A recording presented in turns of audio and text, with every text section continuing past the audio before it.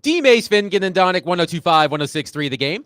Broadcasting from the Busy Bee Plumbing, Heating, and Air Conditioning Game Nashville studios, home of the $99 yearly Beehive membership, where the buzz is always about great service. And we are proudly presented by Bet365. Whatever the moment, it's never ordinary at Bet365. Willie Donick, Derek Mason, Adam Bingen, and David Janes here with you on Tuesday. Derek has his yellow Gatorade. It's handy. Lemon No lime, doubt. 50% green, Oh my goodness. Willie, you lost. 50% green, Willie. 50% yellow, Willie, 51% green. Willie. As a matter of fact, you lost already. Here, take this L, Willie. 50.25%. Take this L. Yeah, take the L, go sit with it for a while. As a matter of fact, take it with you hey, while you you're brought it in here. take it with you while you're traveling. I didn't Like when bring you it go- in. You brought it in. When you go see Mahoney's game, just take that L with you and put it in your pocket, okay? Up to Ohio? Yeah. Yes. Don't give him the L. You No, keep it. Yes. We don't need him to get it out. Exactly. We do want to start the show on a somber note. We do want to send our condolences to the Hasselbeck family. Oh, yeah. We normally talk with Tim every Tuesday at 11:30. He will not be with us today. His father, Don, died yesterday at the age of 70 due to cardiac arrest at his home. So we want to send our condolences to the entire Hasselbeck family on the loss of Don Hasselbeck, a former NFL tight end with the New England Patriots. So he is in our thoughts. Tim, Matt, the entire Hasselbeck family are in our thoughts after the passing of Don yesterday. You know, I was thinking about them yesterday when I saw that news. And, obviously Tim has become a fixture on our show, our station, really going back to the first year of 1025 The Game. So and of course, Matt, quarterbacked the Titans for a season, did a really good job. And we're really lucky to have the Hasselbeck family in Nashville. They've all migrated here. And Don, of course, came here and was helping coach the Ensworth team, as you know. And I remember, I haven't ever met Don, but I grew up, my era of watching NFL football coincides with Don's career. So when I was a kid, I can remember having the Don Hasselbeck football cards. You know, he played for the Patriots for a long time. He played for the Giants, played for the Raiders. He won a Super Bowl ring. But, just my thoughts, our thoughts, all out there with the Hasselbeck family. I know that was really, really sudden news, tough news, but what a great person. And again, just shout out to the Hasselbecks, and so glad that they're here in our community. Yeah, getting to know Tim over the years and his family, and Tim talks so much about, his dad, his brother, and the kids. It's just, especially when I think that's, sort of like the childhood dream, like when you're little, and you grow up and you're spending time with your dad, you idolize him, and he's going to discipline you, but he's also going to be dad as well. I think the end of the story, like if it's one of those Hallmark movies, it's to work with your dad at the end, doing something that y'all both love. His dad played in the NFL, love football. You played in the NFL. Your brother played. Y'all love football. And then y'all find yourselves at different spaces in your life, but now all of you are together coaching, where y'all all started in the sense of high school football, you know? So that story in itself, I mean, for me, I would have loved to experience that with my dad, him growing up a fan of sports, and me ultimately, if he was in a coaching world, I was able to coach with him at any level, it would be wonderful. So just to getting to know him and how much he talked about his dad, the dad being on the coaching staff here, I mean, just speaks volumes. And, I can sympathize because my dad passed away unexpectedly from a heart attack, so, I mean, it's one thing for your parents, as you start to get older, for your parents, and they're sick, and it's like, okay, it's sort of coming to that time. But it's another when, for all intents and purposes, everybody seems healthy, we're all getting older, and then all of a sudden it just happens.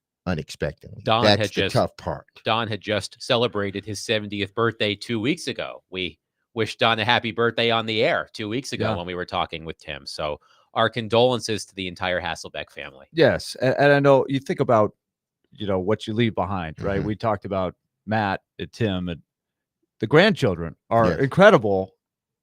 This athletes, people, Mhm. like you've got, lacrosse players on the girls' side, wonderful college players. One of them's at Vanderbilt.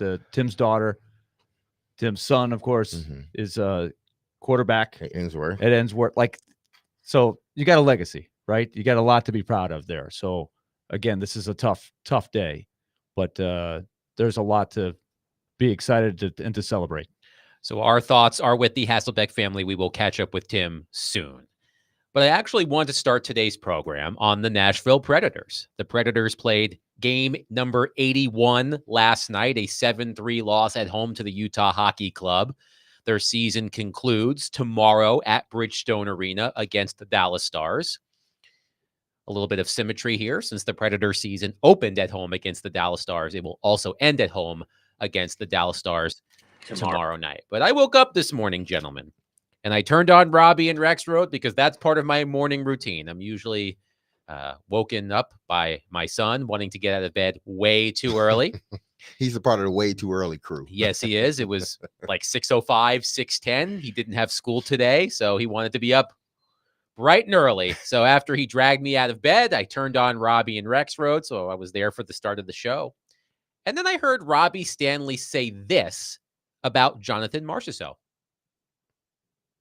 As far as the offseason is concerned, I'm really interested to see what happens here with Jonathan Marchessault, because I think just like everybody else, conventional wisdom tells me that with his contract, with the lack of production this year, with the way that this has gone for everybody, that he's going to be back, Stamkos going to be back, Shea's going to be back, and they're running this thing back with their quote-unquote core group next year and maybe making some additions around the edges, or who knows, maybe they pull off some big hockey trade and, they're able to pull off some huge move with the draft capital that they've got. We'll see.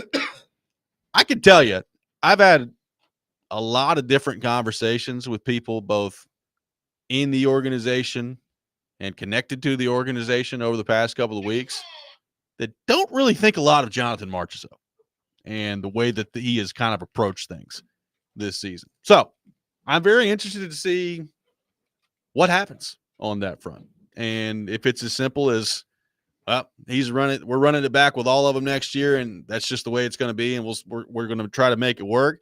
They may be forced to. Like, I don't know if you're going to be able to trade that contract right now, but I don't think that Marchessault has necessarily made a hugely positive impression in year one with this organization. We all know Robbie is not someone who just throws something out there and hopes it sticks. Robbie has been around the Predators for a long time. He is in that dressing room on a regular basis. There are a few people I trust more than Robbie Stanley when it comes to talking about the inner workings of the Nashville Predators. And when I heard that, it sort of stopped me in my tracks. Willie, you are also around the Predators on a daily basis. You travel with the Predators. You call all of the games. What do you make of Robbie's, we'll call it a report. What do you make of Robbie's report there about the opinion of Jonathan Marchessault inside the organization? Well, there's not a lot of specifics there in Robbie's comments. It's interesting. The last road trip, the last road game was in Las Vegas, where that was the first time that Jonathan Marchessault has been back, where Jonathan Marchessault is the all-time leading goal scorer. It's a young franchise, right? But he was there from day one.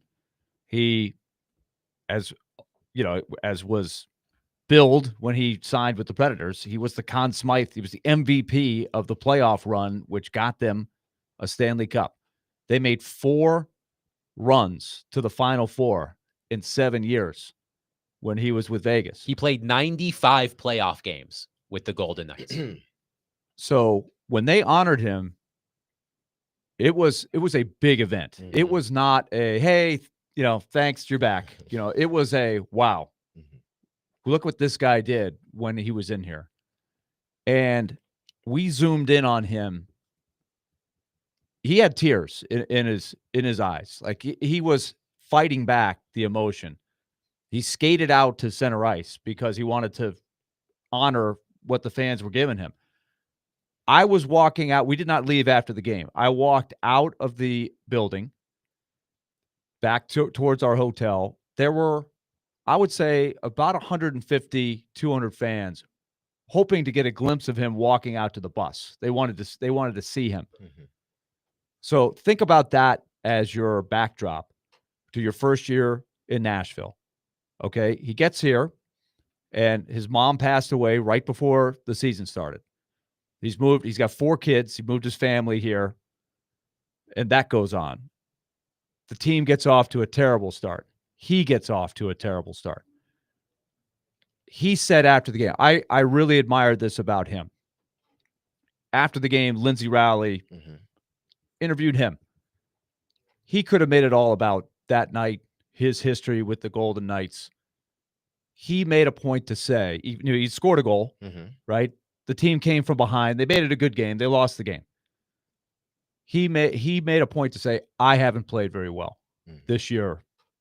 He said, our fans deserve better. Talking about the Nashville fans, not talking about Vegas or anything. He could have made it about Vegas. Mhm. He has said a couple of weird things that have rubbed people the wrong way. I think in the organization, there was the trip to Montreal and Mhm. Ottawa where he did an interview in French where he talked about how he had been thrown around with a lot of different line combinations, which was true. Exactly. Absolutely. And I don't know that he was trying to make excuses. It came off possibly like he was, right? But what he was saying was factually true. He was being put on a lot of different lines. They couldn't find the right combination. The team was struggling. So there were reasons for that. And then there was later, he did kind of a precursor interview to his return to Vegas when Vegas was in Nashville. And he lauded the Vegas experience, the organization. Hey, that organization really is on the ball. Again, Mhm. what would you expect him to say? Factually true. Yes. He had an unbelievable experience. They won. People are jealous and bitter that they've won so many games. I am. I'm like, why? They didn't have to pay their dues. That's not fair. Nashville had to go through 5 years of Uh-huh. building because the rules were different, right? Mhm. Vegas comes right into the league and they make the finals partially because of Marchessault in the very first year of the team. They didn't have to earn their stripes. They just Mhm. jumped right in there and did it. They've made a lot of good decisions there. But it was taken by some as, oh, is that a backhanded Mhm. sort of a backdoor slap at what he's perceiving of the Nashville audience? So to Robbie's comments, I see what he's saying. Like he's a different personality, right? He's not Mr. Warm and Fuzzy.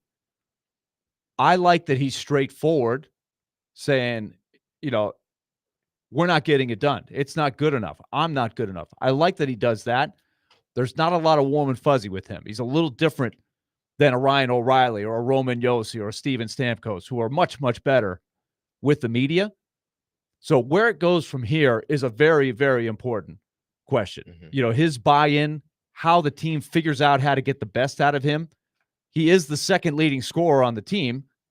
This is a team that is last in NHL scoring, right? So he has gotten to the 20-goal mark here. It's not a good year for him. It's not a good year for the team. And you could say that about basically every player on the team.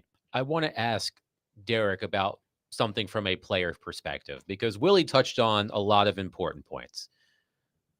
What has made Jonathan Marchessault a success in the NHL is that fiery competitiveness. Yes. That has been a big part of his rise. I mean, he really came out of nowhere to become the player that he is today.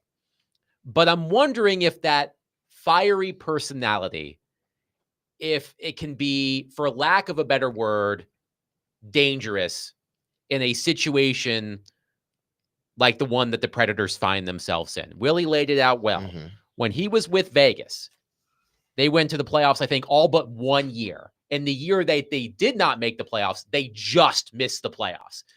When Marchessault was in Vegas, he never had a season like this, where the playoffs were a near impossibility really at the halfway mark of the season. So although that fire, that inner fire, it's good on a team that's winning, I'm wondering if it could have the opposite effect, a detrimental effect, when a team is losing, where he may not change who he is. And I'm wondering, in the situation that the Predators find themselves in, if maybe he's rubbed people the wrong way. Could you see that from a player perspective? I want people to understand this about players like Marshall Salt. Guys that literally, and there are a lot of guys that there are more guys like Marshall Salt than there are not in professional sports, where, they got to scratch and claw and fight and they have this mentality about them. They are no nonsense. It's just like, man, when I'm here, I'm here. He was undrafted. He's a smaller player.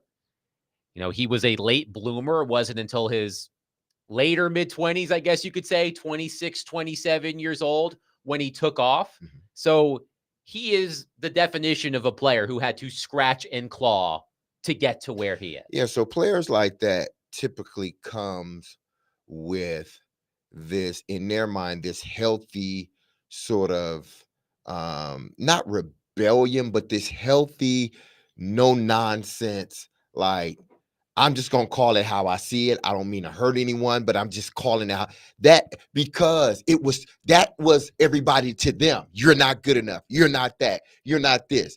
And you clawed your way and you fought your way to get to a point. Now, those people that were direct with you was a good thing, because it made you work hard. It made you work at the things that you were not good at. No one pacified you. No one said, oh, well, they didn't sugarcoat it. They came right there, and they could do that with a guy that is not as talented. They can just tell you straight up, you can't do this and you can't do that. But then when you fight your way through it, that's sort of the mentality that you take. Like, why isn't things going this way? Why isn't things going? I'm used to winning. We got a claw fight, and I'm just gonna call it how it is. Not to demean the team, not to demean the player, not to sort of be a certain way toward a player. It's just, I'm looking at the surroundings. I'm including myself in it, and I'm saying certain things like, I'm not used to this. I'm not used to the way that I'm playing on the ice. I need to get better. Not once have I heard him say or exclude him from the mess that's going on with the Predators. Not once. Now, he may have said some things that may have sort of, I don't know, rubbed you the wrong way. But like Willie said, he wasn't, those were facts. Yeah. Like, people ask sometimes, they want to know why things are going the way that they're going. And if you tell them point blank that this is the reason, and I'm not playing well, they look at it as an excuse. Whereas, no, I'm telling you why things aren't going well. You want me to blame everybody else, but I'm including myself in this. Listen, athletes run on, emotion, but a lot of times the great ones, the ones that fight themselves through it, it's a controlled emotion. He's working with a controlled emotion, but he's being honest too. And some people don't like it. I guarantee you, he was the same way in Vegas. They won championships. They love him. If they're winning here, what he's doing, it means nothing. If they say next year they win a championship, which I hope they do, the Stanley Cup, I pray they do, but they're not going to think this will never be an issue again. Even though he may still be the same player, it will never be an issue. Why? Because you're winning now. I would only add this. I think if you look at Shea, Marchessault, and Stamkos, all three of them were in winning programs where they played a certain way, played with basically the same people. Mm-hmm. They knew how they were going to be used, and they thrived.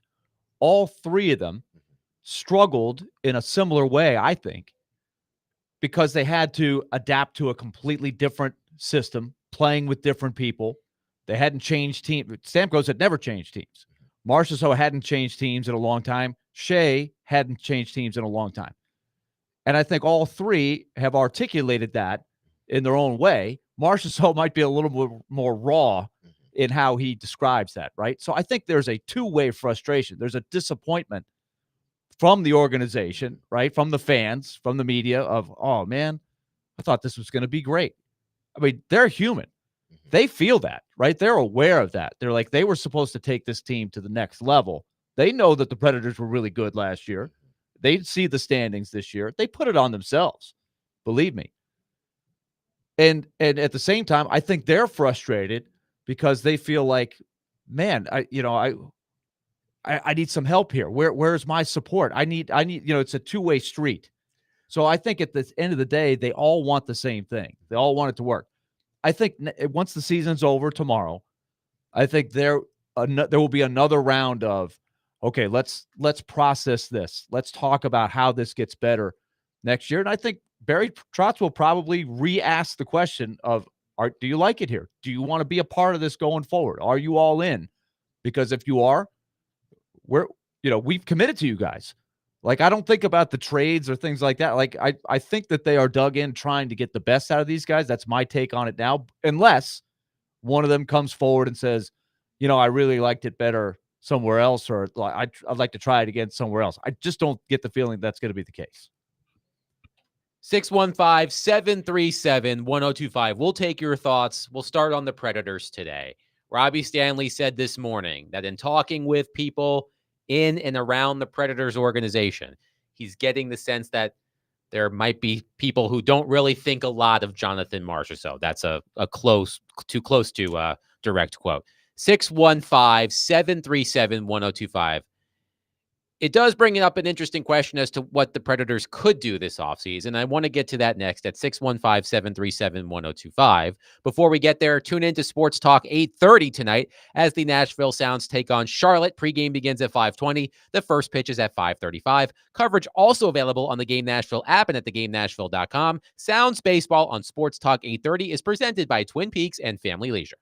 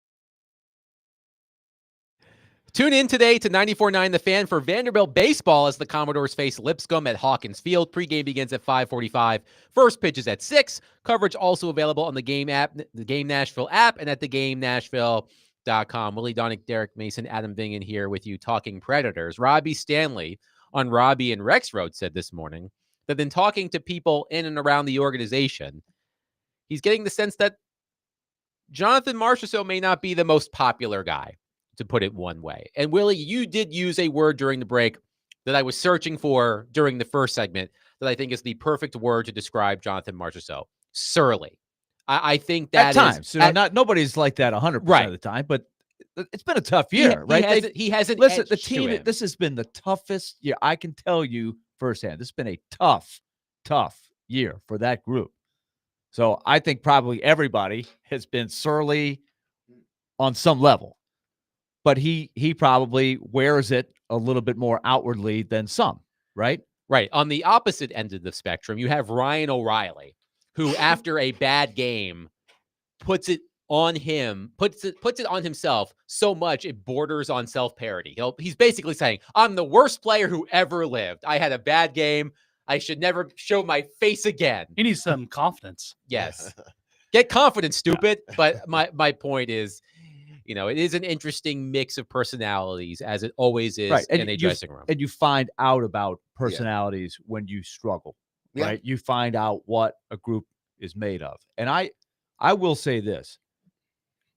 I think this group has handled it pretty well, all things considered. They haven't made a lot of excuses. They haven't,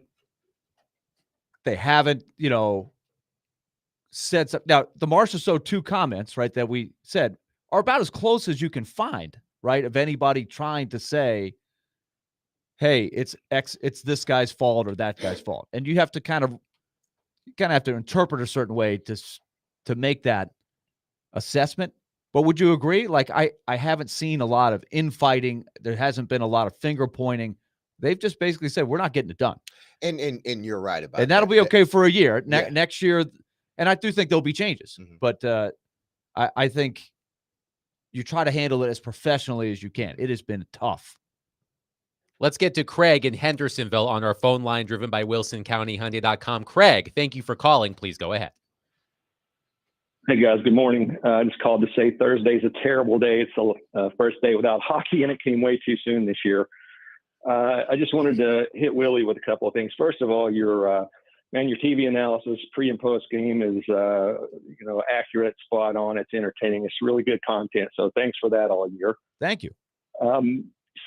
Marchessault, everybody responds. I think Mace hit on this. Everybody responds to adversity differently, and he's obviously responding in a surly manner. I don't think that's a problem if it's not making a problem in the locker room. But what I wanted to say was, I think his goal ceiling is as high as anybody on the team. Obviously, he knows how to score goals. But the other thing is, I don't think anybody, talks about this a lot. And Willie, I want your opinion on this. I think he might be the best passer on the team, which makes him one of the best playmakers on the team. And I don't think you can let that go. He maybe is a little surly. Maybe he responds differently, but I think his value is immense. And I think he just may have responded bad this year to losing. So just wanted to hear what you had to say about that. I hope they keep him. I think he can be great. I think he's a good addition. I think he can blend in really well. Thanks for the call, Craig. I don't think that you could earn the contract that he got and look at the numbers that he had and say that he doesn't have a good skill set, right? He clearly does. And it hasn't come out at the level that they hoped. I think the 3 right-hand shots. Mm-hmm. Yes, right-hand shots. Stamkos, Forsberg. I get it confused in my head all the time. Stamkos, Forsberg, Marchessault. From day one, that was something that the first person I heard say it, to his credit, was Ray Ferraro in the summer. Saying, how are they going to make that work? These are 3 guys that are scorers, and 3 right shots together is a challenge. And sure enough, everybody was dead on right. So the pieces, I think that's a big part of it. His contract is not, he doesn't make $8 million. He has 4 years left on his deal. Remember, he signed a 5-year deal in free agency last summer. He has 4 years left on his deal. with a $5.5 million cap hit. And this is important. He has a no movement clause, but also a modified no trade clause. He has a 15-team no trade list, according to Puckpedia. Now, you hear no movement clause, and you think, well, that means he can't go anywhere. If you have a no movement clause and a modified no trade clause, all that means is that the player cannot be placed on waivers or assigned to the minors without his consent, but he can be traded. So Marchessault can be traded. He has a no movement clause, but a modified no trade clause as well. He turns 35 in December.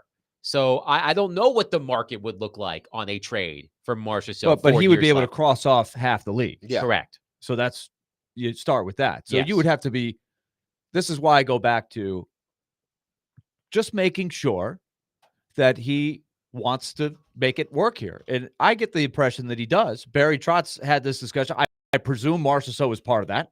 I would assume. At the trade deadline. Are you in? If you're in, let's make this work. Let's talk about how to make this work. If you're not, I'll try to move you. And I don't know that the trade value would be great. He's coming off of a down year, so you wouldn't get full return, and you only have half the league that you can trade with. So that's, you'd rather make it work here. But let me say this, $5.5 million in a rising salary cap for a guy that, even if he ends up being a guy that settles in as a 25, let's say he bounces back, but not to 40 goals. If he scores 25, which is a lot of the years, that's valuable for sure. The key is the younger players taking steps forward each year as he ages. That's been the plan all along. And so it'd be one thing if he was making $9 million or something like that, and you'd be like, whoa, I don't know if I can make this work. Then you're kind of in that Matt Duchene, Ryan Johansson category of they're supposed to really be driving the bus at that price, and they're not. Marchessault is making a figure that I think you can live with as the cap rises.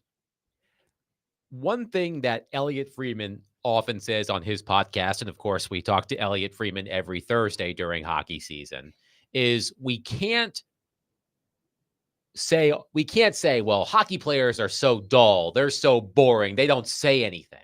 And then when a hockey player says something interesting, you can't then say, what is he talking about? He can't say things like that. You can't have it both ways.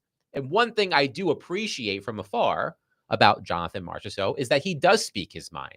Remember, in the summer, it came out and he addressed it. I remember being on the morning show. I was filling in for Joe. It was me, Robbie, and Paul Kaharski. We had Jonathan Marchessault on the program. And we asked Jonathan Marchessault about his contract negotiations with the Vegas Golden Knights. Because if you remember, they were offering him one of those deferred contracts that we started seeing last summer, which is incredibly complicated to explain for someone who needs help filing his taxes. But basically, it pushes a lot of money down the road. And he was open about how upsetting that was to him and that he wanted to stay in Vegas, but they did not offer the contract that he was looking for. So you can't have it both ways. But I do understand this idea that a player who wears his heart on his sleeve, who may be a little bit surly at times, when things aren't going well, it can rub people the wrong way. Yes. I can understand And, that. and I think we have to understand it because he has said it himself. And I think anybody who's watched him would say he hasn't played well. And you can say that about just about everybody on the team. So he's got to, for them to be a good team, he has to play better. Forsberg has to play better. We can go down the list. They've got to get Yossi back. He's got to be better. And that is the question, is can there be a bounce back? I have to believe they cannot be worse. Now, I say this now. Let's keep this tape, right? Maybe next April we're saying, Willie, you thought it couldn't get worse? It's worse. It's going to be clipped. But I feel like they can't be worse. But how much better can they be is going to be the question. The bounce back. They might bounce back a little, but if they bounce back a little, they're still not going to make the playoffs. They need to bounce back a lot, and they need a couple of young players to not just be okay players. They've got to be helping push the boat forward. They got to be propelling things. They got neither. They didn't get a good year from any of the veterans, and they didn't get a big boost from the young players. 615-737-1025. We will continue to take your thoughts on the Predators. Their season finale is tomorrow against the Dallas Stars. We'll have plenty of time to unpack the Predator season moving forward. We will get to your stray thoughts, but I also want to touch on some additional reporting on the L'Jarius Sneed situation. We talked about this yesterday. Jared Stillman had the lawyer defending the alleged victim in this case. We'll talk about that as well. Coming up next, 615-737-1025. Willie Donick, Derek Mason, Adam Vingan, 1025-1063, The Game.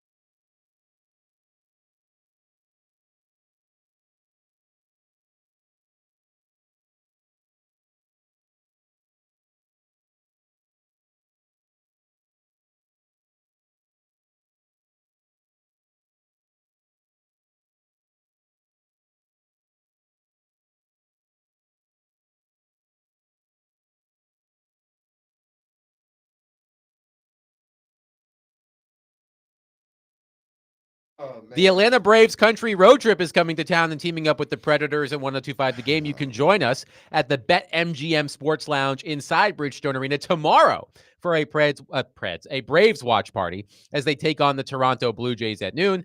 There will be awesome giveaways like a chance to win Braves tickets to the game of your choice every 30 minutes, plus Braves hats, t-shirts, and autographed baseballs. The first 15 people in the door will win a pair of Preds tickets to tomorrow night's game. For more details, visit thegamenashville.com/events. Before we get to the L'Jarius Sneed story, Adam from Portland is on our phone line, driven by WilsonCountyHyundai.com. He wants to talk Jonathan Marchessault. Adam, thanks for calling. Go ahead. Adam, you know what it is, man, is that, it just kind of hit me. PK give me the same Marchessault vibes in that, they're fun, they're bigger personalities than normal people. And when you're winning, the quirks are fun, the tic tacs, the award shows, the goofy handshakes, all that fun stuff. And then you start to lose, and you're like, why is this dude shuffling his skates during the anthem? I don't like that. So you turn really quick whenever things go bad. And at the end of the day, I still love PK, but I get the same vibes, man. I feel like Marchessault will love him a lot more if they can flip it next year. I think it'll be a thing of the past, but we've got to win, man. Winning fixes it. Thanks for the call, Adam. I think that's a fair point. And by the way, he's referring to PK Subban, not Paul Kaharski. Yeah. PK Subban, of course, the first year he was there. They went to the Stanley Cup final. And he played really well. He had he had a back injury, I believe, that year, right? Didn't he? He missed some time. Yes. In the middle of the season. That sounds right. And came back. But the team was, very successful, got to the playoffs. He was a Norris Trophy finalist the following year when they won the President's Trophy. So, again, that is a fair point, that it's a lot easier. Everybody's personality is likable when the team's winning. And the final point, too, is, the whole Surly thing in the locker room, I think some people might argue they could use a little bit more. Like Michael Bunting has come in. Michael Bunting is a guy that is going to push the envelope. He is going to play on the edge. Whether you like it or not, he's going to bring out emotion on your team. And I think they needed that, honestly. I think some people think they might need somebody who's going to rattle the cage a little bit more. And I don't know if Marchessault is really that guy. But as far as emotion and surliness and things, how do you handle adversity? I mean, these are all things that I think have had to find out about their group as they've gone through this really tough struggle.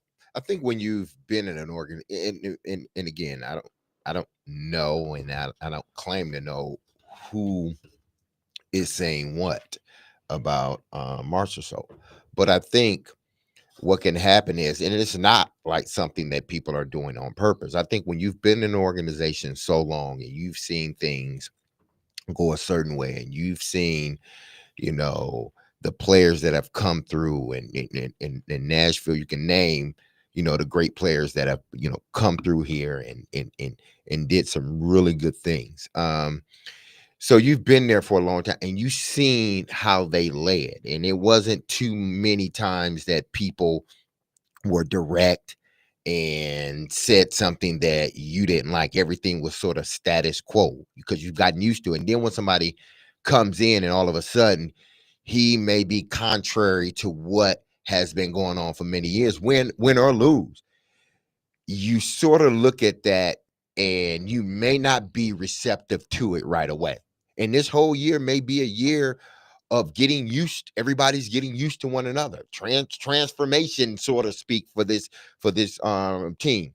You got a coach that hadn't been there long, a GM that hadn't had the job long, a bunch of new players that are trying to find their way, especially the top three players.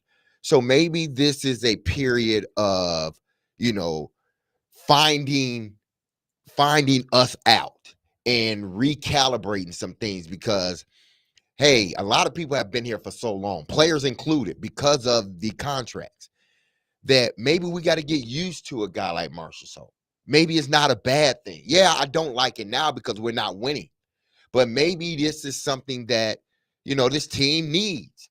Maybe, and like you said, maybe it's not Marchessault. Maybe it could be somebody else. But that type of surly attitude, if indeed that's what it is, maybe it's needed, for this organization. Well, because you know full well. You've been in locker rooms your whole life. You know that it's an ecosystem, Yeah. right? There are many different personalities inside a locker room or a dressing room. You have more soft-spoken players, you have more in-your-face type of players, and there's this balance that you have to find. And the best teams find that perfect balance. And the balance in the dressing room for the Predators this year, maybe it's out of whack. Mhm. But as you said, with time, maybe it comes together. And that will be something to monitor next season. But I do want to switch gears to L'Jarius Sneed. We talked about this yesterday. A Texas man is suing L'Jarius Sneed over a December shooting at a car lot in Texas.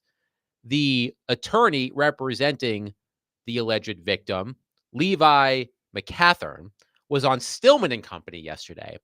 It was an interesting interview, but there was one thing that stood out to me. In the story by Teresa Walker last week, McCathern said this, quote, "Regardless, the unprovoked aggravated assault of my client with a deadly weapon is part of a pattern of behavior for Mr. Sneed, and he must be held responsible for his actions so they do not happen again." And we talked about this. None of us could recall an incident with L'Jarius Sneed where he ran afoul of the law. Jared asked the attorney about what other behavior he was referring to, and this is what the attorney said. I do want to go to a quote that you had in a report in which you said that, let me make sure that I have this as the, get the right one. Quote, regardless the unprovoked unprovoked aggravated assault of my client with a deadly weapon is part of a pattern of behavior for Mr. Sneed, and he must be held responsible for his actions so they do not happen again.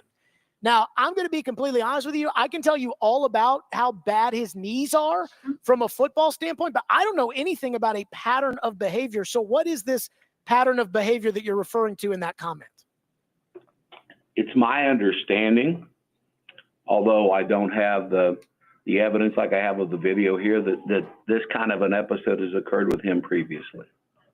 I don't have something that I can lay out for you that is 100% proof of that, but it is certainly my understanding. I think if you are going to say what Wow. you said to Teresa Walker, you do have to come much stronger than that. And that was the one thing that stood out to me. Now, maybe the attorney has information that he's not divulging about something that happened in the past with L'Jarius Sneed. But I don't remember any sort of high-profile arrest or issue with the law. I heard that, and I got this kind of like icky feeling, for lack of a better term. Did you? Did you? Just Yeah, a little. Because I got it a lot. I really did. My thing is this. I think we are in a situation, and not just in sports, everywhere, that you just throw anything out there with no proof whatsoever, none whatsoever, like not even a crumb,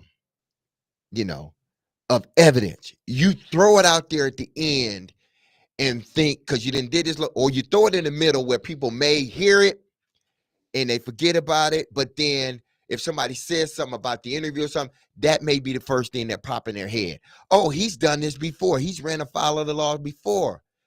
That I need proof. No. If I'm L'Jarius Sneed, I would sue his ass. There are a couple of texters on our text line Because who now, say the same thing. because now what you're doing is you are putting out there something that is factually false, at least to my knowledge. To our knowledge. Factually false, as we know now. And then when the question was asked of you, you couldn't come up with anything. You literally, you didn't even think, you couldn't even make up a lie fast enough. That's the stuff that irks me, like, seriously. And listen, when I say this, I am not, and maybe I shouldn't even say it, but y'all know me by now, good or bad. I can't do Teresa's job if I tried to. On her worst day, I couldn't do her job. I couldn't. She's highly respected. I've had conversations with her. I think I think the world of her, Teresa. I do. There should have been pushback on that. There should have, when he said that, there should have been, well, what trouble did you get? Unless listen, and now be fair, she may have said that. Yes, to be She fair, may have said that. because I've been in Teresa's shoes. Yes. It's different when you're doing a radio interview like Jared did yesterday, and it's all out there. Yes. Teresa, I would assume, because she is, as you said, a top-notch reporter, probably asked that question. Yes, and the attorney may have given her the same response. She may have not put it in the story. So I'm not going to say that she did not ask the question because we don't know. I've said I couldn't do Teresa's job if she taught me how to do her job. I couldn't do it as good as she does it. But I'm just looking at it, and at first glance, it's like, well, he says this. Where is do you have an example? And maybe that's where is the official record? I don't. And maybe I don't that's think there's better. any record of anything. Maybe that's better. If you Google it. Yeah, something should I pop don't know up. if there's if there's something. If there's a quote pattern, maybe it's better. A pattern would be more than two. Yeah, that's what I'm saying. Something should pop up on Google. But my thing is, maybe it would have been better if she was like doing the interview like Jared, or doing a television interview, because you're sitting down with someone. And I'm sure Teresa could do that and knock it out the park, where she's sitting down and he says that, and then she follow up quickly. Well, what is some patterns, so she can hear it in real time. I get it. And maybe, like you said, depending on, the question that was asked, which she did ask him, and she may have reiterated it again. And like, okay, do you have any examples? And he repeated, like you said, the same thing. So, okay, this is what I'm going to write, because these are your words. This is what you said. Now, his words may come back to bite him, So again, anyone that's listening to this, I am just asking why. I think the world of Teresa, because I know in this business that you could say one thing, and somebody, by the time it gets to Teresa, somebody will say, well, Derek was calling you, he was saying this and that about. No, I'm just asking the question like anybody else would, because I'm sure if she saw that, or if anybody, they would ask the question, well, what are some of the examples? Did she ask what are some of the examples? And like you said, maybe she did, and he gave her the same exact answer. 615-737-1025. Your thoughts on Jared's interview with the attorney defending the alleged victim in this suit involving L'Jarius Sneed. 615-737-1025. We also have some additional reporting from Paul Kuharsky, as well as a national NFL reporter as well. And we will get to that coming up next. 615-737-1025. Willie Darnick, Derek Mason, Adam Vingan, 1025-1063. The Game.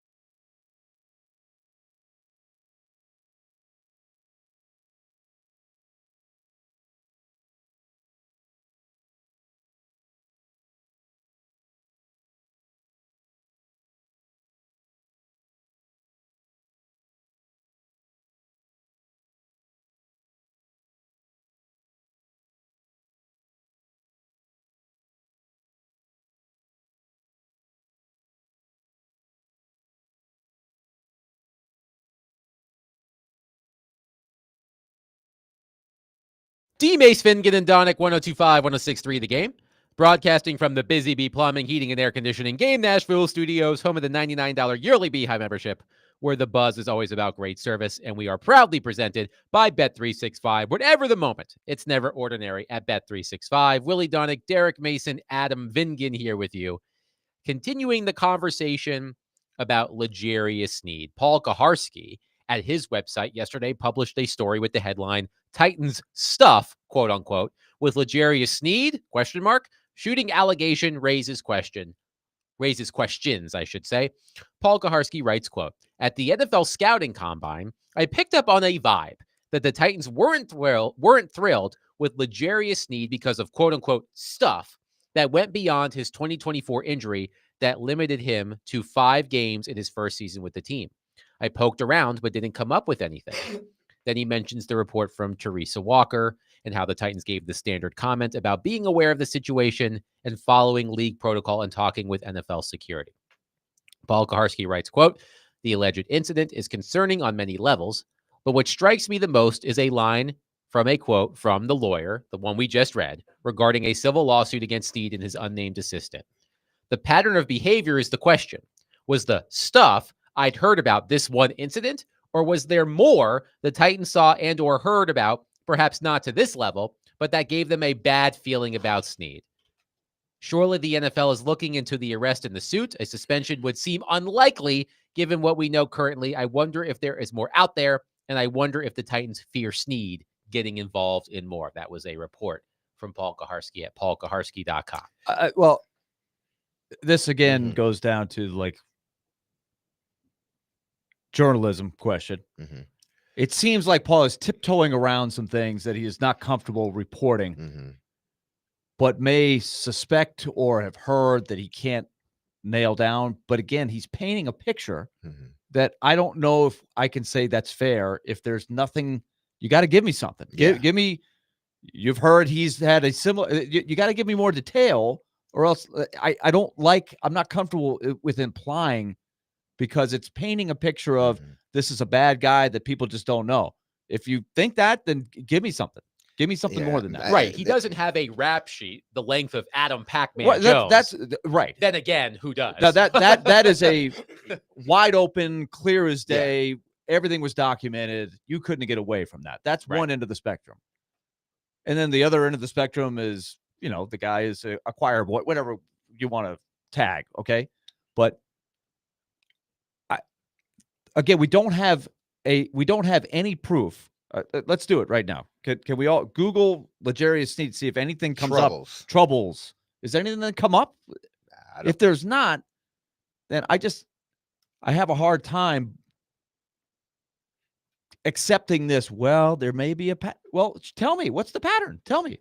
I'm not saying that that's completely wrong. I understand that this guys can get away with stuff, but I'd be very careful throwing that out there if I don't have anything more detailed. There is a story. Hey, there might be quote stuff. There is a story from TMZ Sports. TMZ Sports. May 20th, 2022.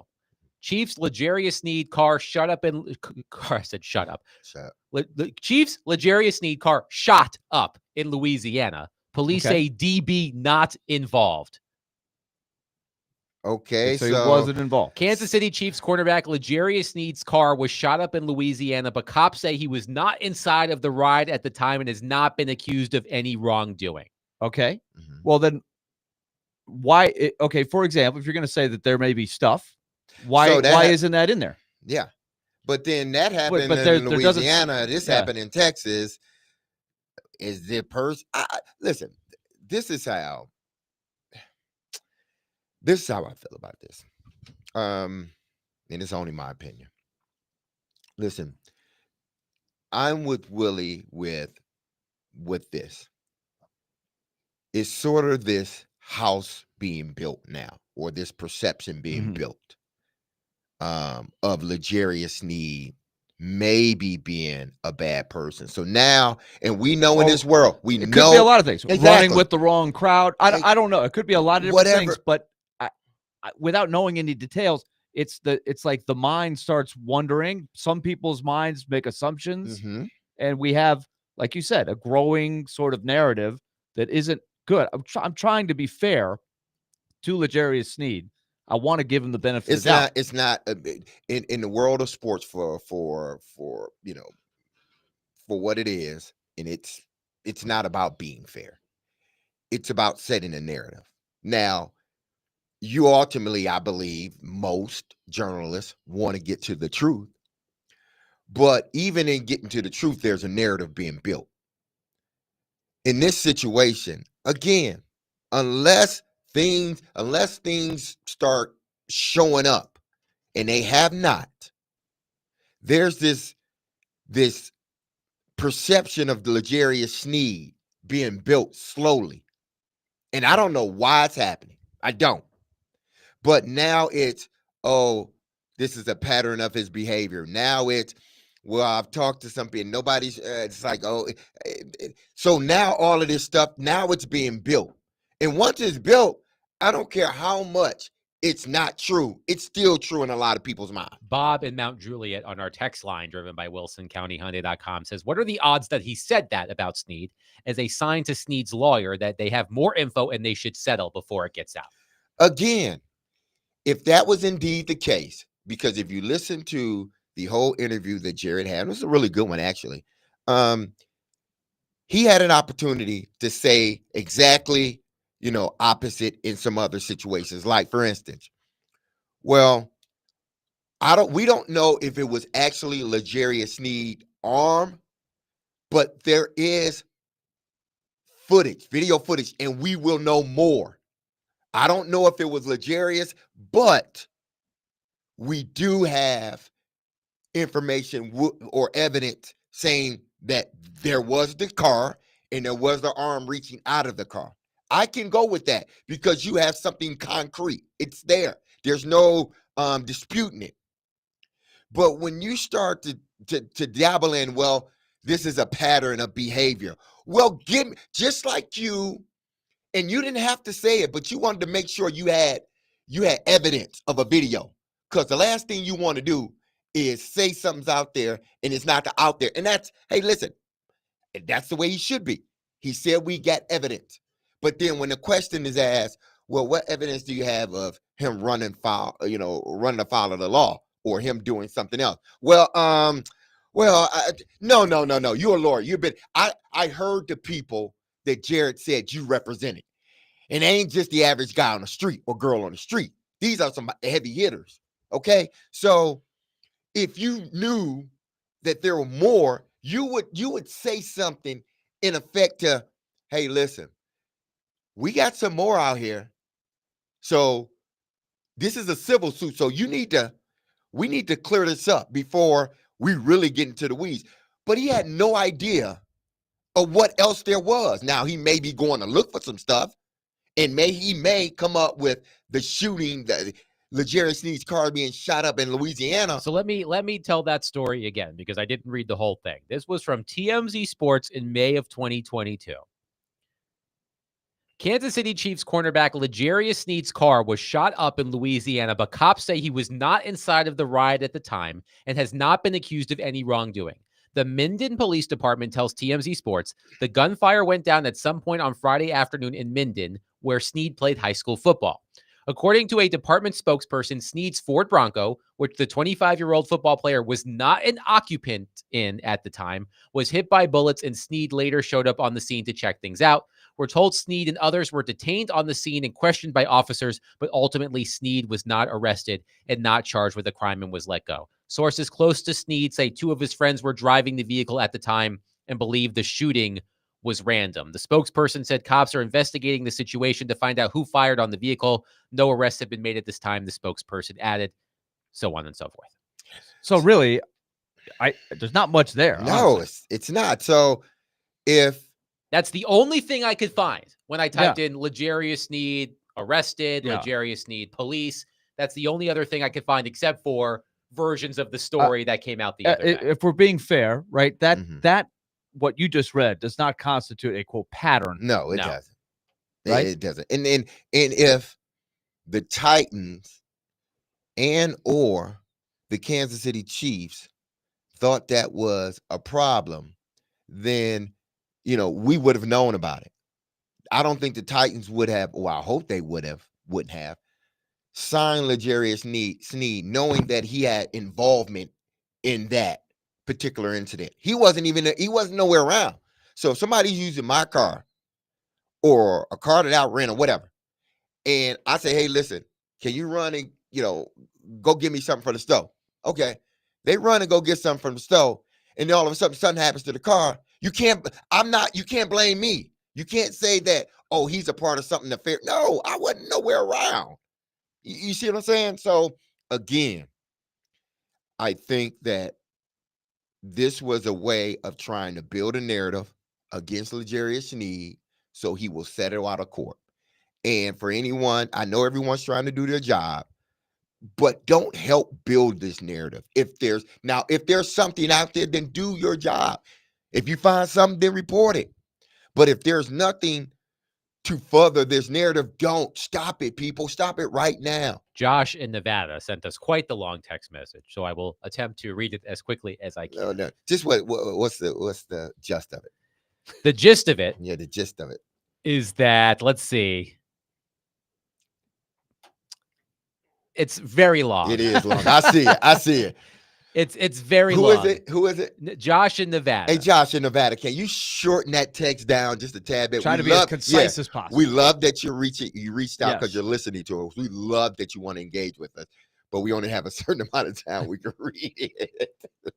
I'll do it like one of those Hey, disclaimers. put your voice on 1 point. What is it? 1 point? 1.5. Yeah, Well, 1.5. like we do on the podcast. I'll Yeah. be one of those disclaimers right before an ad. It's like, I can tolerate 1.5. 2 Yes. is very tough. all right, I I'm gonna attempt I to can't speed read listen this. that quickly. I'm not reading the whole thing, but I'm going to attempt to speed read it. Okay, let me get a deep breath here. Instead of being with your team and prepping for the game, you're driving around in your Lambo and allowing the passenger with you to shoot at people. It'll be one thing if the passenger randomly shot out of the car without him knowing about it, but for him to turn around and do a U-turn, he obviously knew what was going on. That was definitely premeditated. The only thing that irks me about what TD said yesterday, oh, well, these things happen sometimes and it's just a cash grab. That's crazy, man. These things should not happen all the time and it shouldn't be acceptable. And regardless if it's a cash grab or not, it should not be something that is looked at as well. It just happens sometimes. The only way I see Sneed getting out of this is if he can prove he was not in the vehicle at all, and then he lets someone else use his vehicle. Because if it's true that the police know it was for sure his car, and he for sure is on video during a U-turn, and then the passenger puts his arm out of the window and pulls the trigger, that is definitely premeditated attempted murder and shouldn't be accepted, period. And that is what the lawyer should have just stayed on. He shouldn't have brought in the the evidence other that stuff. everybody can see. Exactly. Yeah. Just talk about what happened, because I agree with the texter. Man, what in the hell are you doing? Like, seriously, dude, you have I don't recall the part about the U-turn. What was the part about the they U-turn? did that he turned around. The lawyer said that the attorney said that he turned around and then passed by him, Hmm. and then the arm came out of the window Got and the it. shots were fired. My thing is, stick with that. Like, this other stuff sort of makes people, think. And Jared said it right yesterday. Listen, it's a money grab, but there's nothing wrong with that. Why? Because if proven, allegedly, he turned the car around, allegedly, an arm reached out of the car, allegedly, and shots were fired, allegedly. So if that allegedly happened, then yeah, you should pay for it. You should, no doubt about it. But Jared was right. It is a money grab, but hell, he put himself in this position, allegedly, for it to be a money grab. 615-737-1025. We will continue to take your thoughts on this L'Jarius Sneed situation. You can call us, you can text us, 615-737-1025. An interesting nugget of information about this from a prominent NFL reporter. We'll get to that coming up next. But before we do, Preds fans, don't miss Smashville Live tonight, the season finale of Smashville Live tonight at Brewhouse 100 in Bellevue at 6. See your Preds star players up close and personal, and also get autographs and pictures. Matthew Wood joining the program tonight. That's tonight, the season finale of Smashville Live at Brewhouse 100 in Bellevue.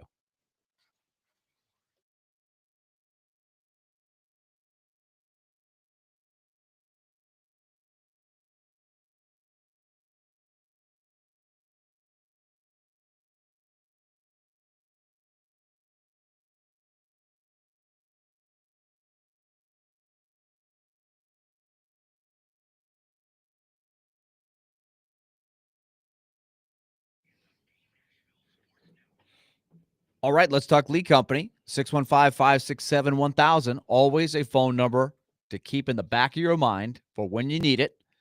And to remind everybody again, as we get those summer months cranking, nice and warm outside, is the air conditioning running properly? Hopefully, you're on the home maintenance plan and you've already had the appointment made with your Lee Company representative to come out and check it. Because if you have the home maintenance plan, you're going to get the annual checkups on the air conditioning, the heating, the plumbing, the electrical systems. That's the deal. You pay a small monthly fee and you get discounts on repairs. That's what we do. We got to the point last summer, we needed a whole new system. It was time. We've got an older house. We had an older system. We got it brand new. It's running great. And Lee Company helped us with the process. So they've got good people over there. They'll help you as well. 615-567-1000 or LeeCompany.com. They're a proud sponsor of our Nashville Predator coverage, which wraps up in the regular season tomorrow night, 6 o'clock, Fan Appreciation Night, Dallas Stars. Max Hurst will take over at 6. Our pregame show always brought to you by Lee Company, proud sponsor, Nashville Predators.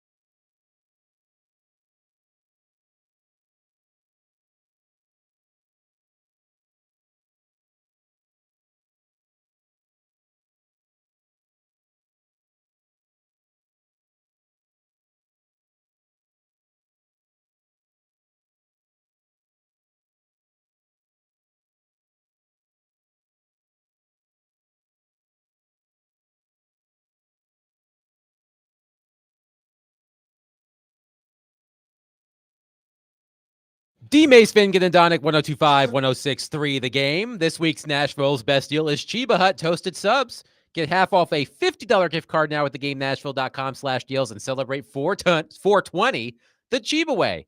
on Donaldson Pike. Talking L'Jarius Sneed, by the way, Josh, who sent us the screed via text. What is it called? A screed. SCREED, defined as a long speech or piece of writing, typically one regarded as tedious. Nerd. Screed. Josh if you're checks running back out in. of characters in the allotted space, Yes. which we don't have in our text Yeah. line, then that would be a screed. Josh said, sorry for the long text. I was doing speech text. Should have looked at it before I sent it. My bad. Got a little No too problem, fast. Thank you, no Josh. problem. We Thank you. appreciate No you, issues, Josh. We We- appreciate the we the just effort. like We to- got through it. Yeah. We just like to poke fun. So Albert Breer of Sports Illustrated does his weekly column. And at the bottom, he has a section, I believe it's called Quick Hitters. And buried in that section, he had this note about the Titans and L'Jarius Sneed. Quote, how the Tennessee Titans handle L'Jarius Sneed as he faces charges of aggravated assault with a deadly weapon over a December shooting at a Texas car dealership will be interesting, since new GM Mike Borgonzi was actually part of trading him away from the Kansas City Chiefs a year ago. Kansas City, for the record, really liked him, but was nervous about his balky knee. I bet they bring him back if the Titans end up cutting him. That was Albert Breer on Sports Illustrated. Here's something interesting, and Jared said this. I think it was after or before the interview with Sneed in his contract. And I think he even mentioned it to me right before we went on Sneed, yesterday. if this is what you're referring to, Jared tweeted this out about an hour ago. If Sneed gets suspended, and it's hard for me, meaning Jared, to believe that he won't, the guarantees void, and the Titans can release him and save the $19 million in 2025 and $7.5 million in 2026. That's guaranteed. They can also recoup 3/4 of the $20 million signing bonus if released for personal conduct. Okay, what I will take his word for it. And I believe So that does Jared because thinks he's going to detrimental- be suspended? No, he said he could be. Jared, if- I think, yeah. hopes that he's suspended. Yeah. So Well- that the Titans could Well, get out from but- under but- him. but- Yeah, listen. let's keep that separate, because to me, when you're talking about an incident of a player, it should be irrelevant what that player is doing on the field. Like, obviously, there's disappointment with how he's played, and so Jared has think made Jared- a lot yeah, I of points. think He's Jared's made more so, yeah. speculation on medical things, which I think are out of bounds. Honestly, I've told him that. I texted him during the show. I told him, I just don't like where Jared went with the speculation of what the injury was or was not. I think that is irrelevant here to this incident. Yeah, I think it's Jared. He didn't like the move when they made it, because the knees, and he still feel that it was something with the knees, and he would rather get out of the contract now while he can. And if this isn't out, take it, Titans, and run, because he just doesn't feel that you will be able to justify it as the years go on, the signing of him, or it'll become now your problem because you had an opportunity to do something about it. So, whereas I don't like it, but I get what he's saying. And that's why I brought it up. Like, this will tell what the Titans think about L'Jarius Sneed from this standpoint.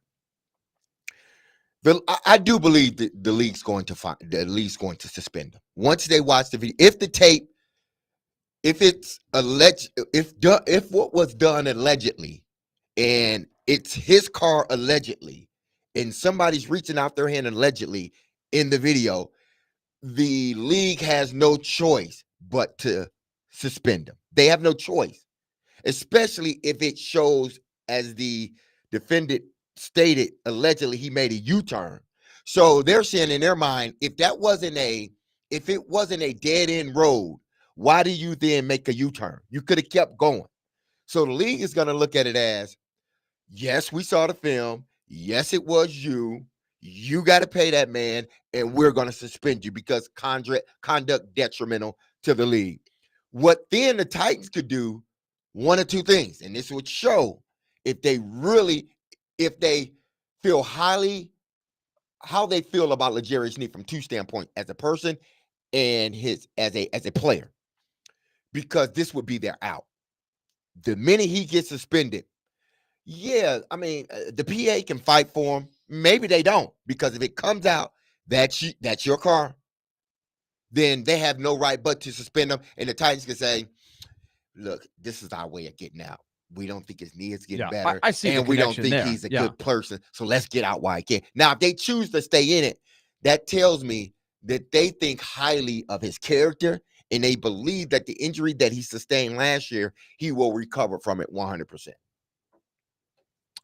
One texter on our text line says he did something stupid. Now he has to pay the stupid tax. If he's smart, he'll settle, but Yeah. I doubt that. So here we are. Well, You're right. I said that yesterday on the show that if this is again, Mhm. if he is in the car, if there is a shot fired, if it's his car, it's on video. And then there was the whole thing about the phone call that allegedly was a representative of him sometime at some point with some threatening remarks. Hey, let's keep this quiet. If you don't do this or else, then I think you're better off. Just you got to put this behind you. You've got to make, and if you want to call it the stupid tax, That's what for it putting is. yourself, yeah, That's that's it. essentially what it is. that's what it is. If you felt It's remember, it's a civil suit. They Yeah. don't have to prove everything. They have to prove that you're responsible on some level. Now, it may not be for the level that they're asking for. Mhm. So again, head it off at the pass, nip it in the bud. That's I think what they should be working towards Mhm. behind the scenes. No, you're right. I mean, my thing is, I've always said this, and I will repeat this, and I stand on this. If you didn't do anything wrong, if you didn't do That's anything important wrong, to say.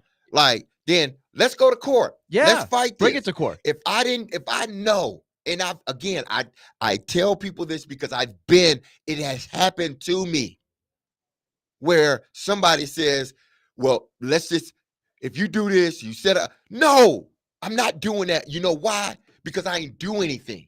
And we're going to take this to court all the way through because I have more evidence on my side than you ever will have. So yes, let's take it to court.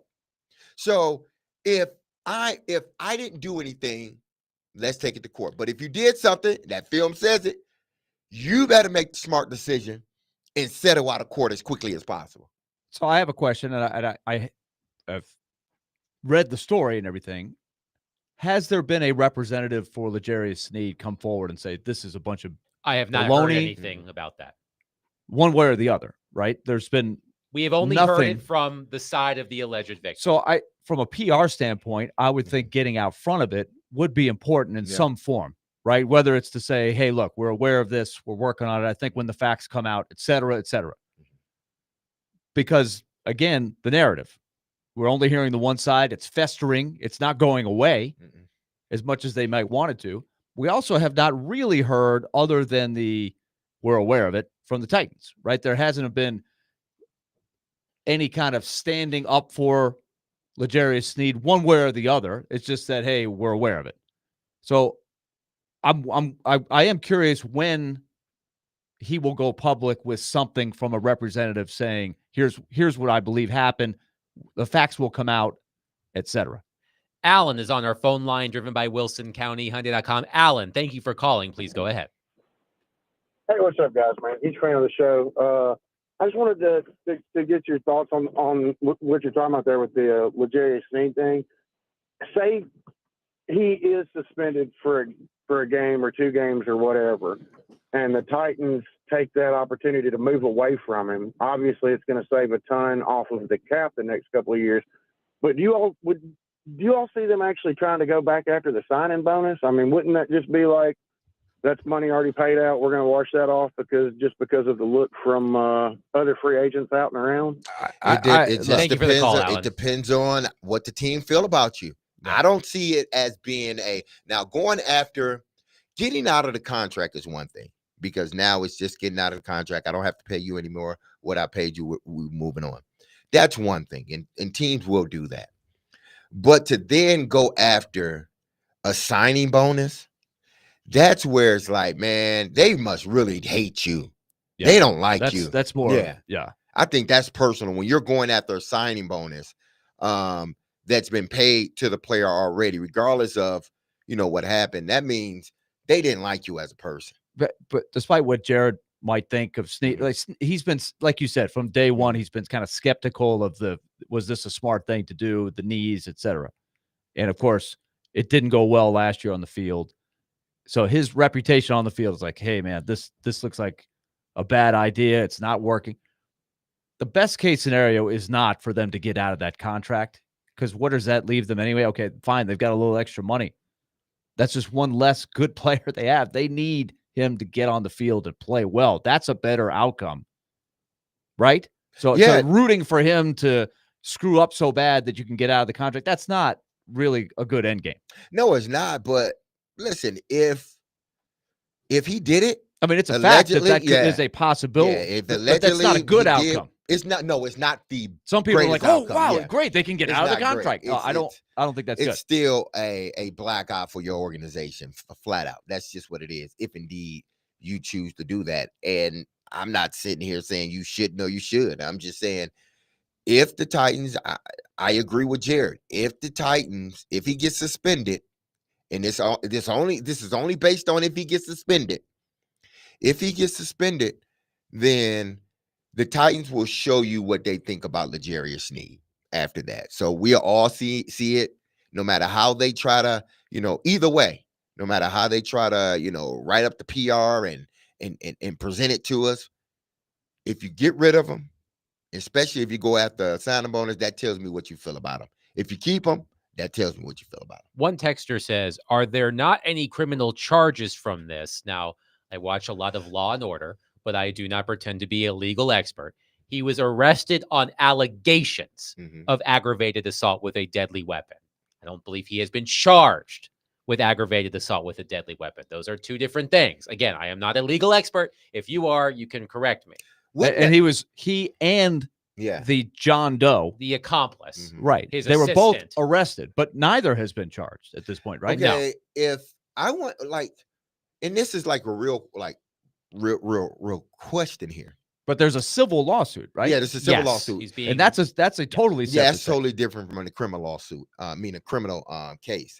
I'm wondering here, and more things may come out in regards to the alleged, shooting, or dislodging a firearm, because no one got shot, thankfully. Where is the dealership in this? Because this guy was from another dealership, based on what the attorney's saying. This guy was from another dealership doing some research, and bullets. And again, I'm not saying that that it didn't happen. What I'm saying is that all this stuff happened. Where is the actual owner of the dealership they were at? Shouldn't he be trying to get in this as well? Because you shot in the vicinity of my establishment, and it hit my establishment, or it may have hit my cars. Now you have to pay for that. Maybe I'm not trying to get money from you because I think I'm something wrong. No, but you got to pay for the damage. So where is he in all this? Maybe that's something that comes out as well. I'm just thinking about everything. I think we're just looking at the plaintiff, the guy. We're not looking at everybody else that's involved, because allegedly he shot more than just one round. And if he did it hit the building? His lawyer made it seem like it did. Did he hit the other cars? Because he was in a car that wasn't his car. He was in a car to do it. So did it hit the car? Did it hit that car? What happened? Because now not only do you potentially have to pay this guy, but you got to pay for all the damage that you did to the dealership or the dealership's cars. 615-737-1025. We have a lot of reaction. We'll get to that on the other side. 615-737-1025. It's time for the 4th annual 615 Open Charity Golf Tournament benefiting Folds of Honor, presented by Gary Force Acura, Cromwell Media, along with partners Fox 17, Outfront Media, and Social Indoor, are proud to announce we will be back at Hermitage Golf Course on Thursday, May 29th to make a difference while having a great time. You can join us and a few guest media members, athletes, and musicians as we raise money for Folds of Honor. Donations will go to provide life-changing scholarships to families of America's fallen or disabled military and first responders. Sign up to play or sponsor at 615open.com.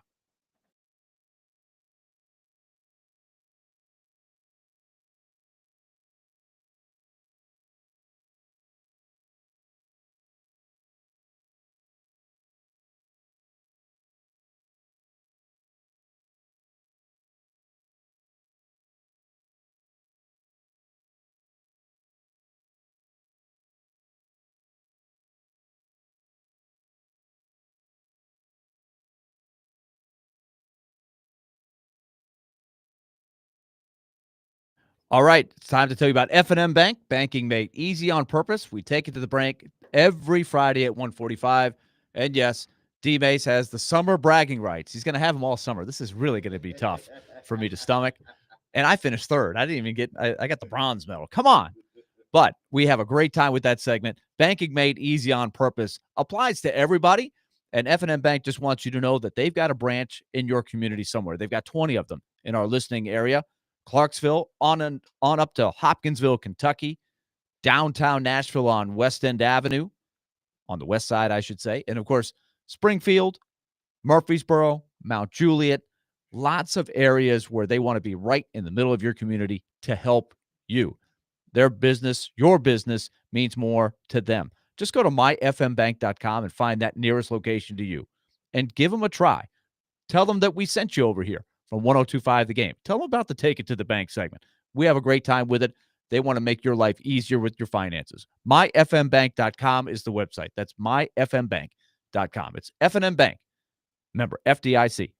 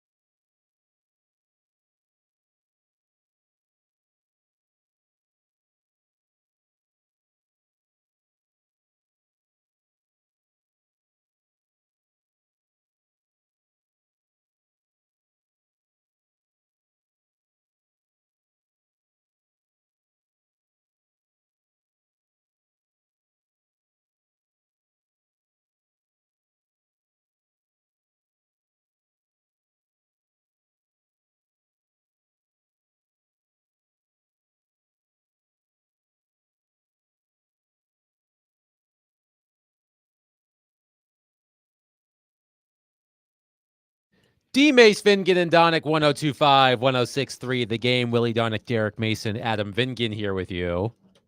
Wrapping up our L'Jarius Sneed conversation, a lot of reaction on our text line. Caleb says, insane comment by that lawyer, LOL, the one about the pattern of behavior. If the video is as clear cut as the lawyer says, how is he not charged already? That is from Caleb on our text line. One texter says, something doesn't smell right on this. The state would have picked this up if it was criminal. Wes in Clarksville says, if I did that in December, I'd still be in jail, especially if there was video. Hold on, did he? I wonder if, and again, I know just as much as y'all know. And I wish we could look at the police report, but I saw the police report because Jared texted it to me because the lawyer that he spoke to yesterday sent it to him. And let me tell you, it's a lot of big black boxes because a lot of it has been redacted. Yeah. So I didn't really learn anything. The more and more I'm thinking about this, it's because it led me to the question being asked, like, okay, where is the other party in this? The dealership owner, where is he in this? Because if the shots rang out the way they allege it did, shouldn't it have hit the establishment or some of the cars? Okay, when I asked that question, I asked, did they find any shells? Was there any shells? Maybe he just, or did he just reach the gun out of the car? And you just assumed that, oh my goodness, I saw the gun. Whoever was trying to scare you more so of shooting at you. These are, and I don't know, and these are just questions I'm asking, so people don't at me and like, oh, that's just stupid. No, because I haven't, and maybe it's so redacted, maybe you can't even see if there were, bullet casings found, or maybe the car was driving by so fast. I don't know, but I'm not a forensic, guy either. So if indeed these shots rang out, why haven't we heard from the actual owner of the building? Because it seems like some of those shots would have hit his cars and the building. Or did whoever in that car just point their hand out the window with the gun in their hand? And there was no, now they got video and if they got sound, we'll know. Because it's just too much that is pointing against him, saying this should be a criminal thing. This shouldn't even start off as a civil suit. This should be criminal. One texter says, since all of this is alleged, if it's proven Sneed was involved in some capacity, get him off the team, regardless of what you can do with the contract. That should not matter. I'm a believer that culture is very important, and keeping stupid players like this is not a good precedent for the team. That's why I say if it happened allegedly the way they say it did, then yeah, I wouldn't blame. If I'm the Titans, if that happened, maybe if it did happen after watching and it came from your car, then yeah, we got to move on from you, because the texture's right. There is this culture that we're trying to set that goes way beyond the culture. That goes way beyond me giving you a second chance. Dude, somebody stuck the gun out of the window. And if indeed you fired, we can't have you on our team no more. One texter, like if they have evidence, I hope that's what I'm video saying. And not just, if it's a still picture, then that's a very fair point. Exactly. How do you know whether it was fired or not? Exactly. If there's video of the gun going off, that's a whole different story. One texter is saying you need to ask John Morant about flaunting guns. I think this is an entirely different situation. Yeah, this is different from John. Apples to oranges. I think it's apples to oranges for sure, but I think the image of that is, I did think of John Morant. I think I mentioned him yesterday, but you see how that is, it's again, the league being protective of its brand. That's where that came from with John Morant. But see, there were long talks with him, but it has continued to follow him some. So the image is something, because otherwise, if the league didn't have anything legal, then I don't think they would have the conduct, detrimental to the league kind of clause, right? He's never been convicted. And I agree, it's apples Yeah. to oranges. It's He's not the never same been thing. convicted of dislodging a firearm. At least I don't think. He wasn't convicted Snead? of, yeah, no, I'm talking about John Morant. He Okay. wasn't convicted of the altercation that happened between he and a 17-year-old young kid, basically. Whether it happened or not, I don't know, but he wasn't held liable for it. He hasn't done, even though, you know, there were several situations where it's like, man, these things keep coming up. But in neither one of them did he dislodge a gun. I'm talking about John Morant. He displayed a gun He at a displayed a nightclub gun. in an Yes. Instagram video. Yes, he displayed a gun, which and he was smart. suspended for that. Exactly. by And the league NBA. suspended him. But see, here's the difference between the NFL and the NBA. The faces run the NBA, and they know it. The faces don't necessarily run the NFL. It doesn't. So that's why I say, you know, one, this is apples to oranges. And John Morant was never allegedly shooting a gun or beating somebody, you know. I will say there is one instance where it wasn't Ja, but like they were in a vehicle. His crew was in a vehicle in Indiana, I think. And they Was this the laser pointer? Yes, thing? Yeah, the laser pointer thing. pointer, So yes. there was something Yes, of that. yes, I where it's remember like, that. could that have been, you know, a gun?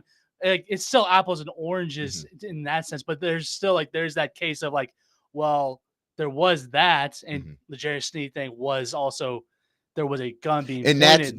that's what I'm trying to say. You're like, that's the same, but like if there's a difference between pointing a gun and shooting that said gun. There's a difference, and the law will tell you, you dislodge that gun. Now we're stepping into a whole new territory now. You pulled it is one thing. Now, if you dislodge it, that's a whole different thing now. So to me, you got to be careful at how you're building this narrative. If he did something wrong, if it was as much as someone sticking the gun out of their window from your vehicle that you were driving, dude, we need to have a serious talk. Sean on our text line says, you guys need to go back and listen to Jared's interview. The lawyer said the victim's car had bullet holes along with other cars at the dealership. And that's what I'm saying. Again, listen to me. Like, I want to know where the other guy is, like, because it wasn't his dealership. So if it wasn't, if Willie's at my dealership and something happens regarding to somebody else, say somebody breaks something, and Willie says, you know what, he was about to attack me, so I'm suing him. But if he damages my cars, I'm suing him too. Like, yeah, he wasn't coming at me like directly, but he was coming at me because it's my business. That's all. I'm just saying, like, where is the other guy? And maybe the other guy does show up. Maybe he does show up. Maybe he'll be a part of the defense. You know, I mean, the plaintiff. He'll be part of that, their defense. So I don't know. I can't recall, so please remind me. The lawyer yesterday with Jared, did he specify who pointed the gun? No, he didn't. He just said the gun was being pointed out of the vehicle. He didn't know who pointed the gun, whether it was Jared Snead, because Jared did ask him that question. Like, was it coming from the passenger side or was it coming from the driver's side? Does it have film or still picture of, like, if I'm riding down the street and the business is to my left, to my left, and I'm shooting it up, well, you know exactly. If I can prove he was in the seat, then yeah, it was you. But if the store's on my right and the hand is being you reached out of the window, you see a hand reached out of the window, it's hard to say, well, it was his arm. Like if Jared Snead was driving, it's hard to say it was his arm, but it doesn't remove him from fault because he was driving a car. Quickly, Wes and Hermitage on our text line says, why didn't we have all of these culture questions and issues when Mike Vrabel was here? It all started when Jeffrey Simmons didn't get kicked out of practice last year. What's next with this team? I think you're taking a quantum leap going from Jeffrey Simmons not being kicked out of practice to L'Jarius Snead being embroiled in this civil lawsuit. What other stuff did they have? Like, again, if I'm missing something here, like I know when Vrabel was here, we ain't gonna say it was all peaches and cream, but okay. But since Vrabel left, what are all these troubles that they've had? I don't understand. Vrabel was here when big what's the big defensive tackle? Well, That they end up Isaiah cutting. Wilson. No, not Isaiah Wilson, but I'm saying character-wise. The big D was it Tret? His last name started with a T. Not Tier Tart. Yeah, Tier Tart. Yeah, they threw him off. Yeah, the they team. threw him off the Yeah. team, so that was a problem. So please don't say that. Oh, they didn't have any problem when Vrabel was here. Vrabel just chose to deal with him a certain way, And now they have a problem. They have a problem now, a alleged problem with L'Jarius Sneed. It's only one here and one over here. It's not like since Vrabel decided not to coach, this team has run amok. Don't pull it. Don't push that narrative. I'm not going to allow you to push it. This ain't a good team.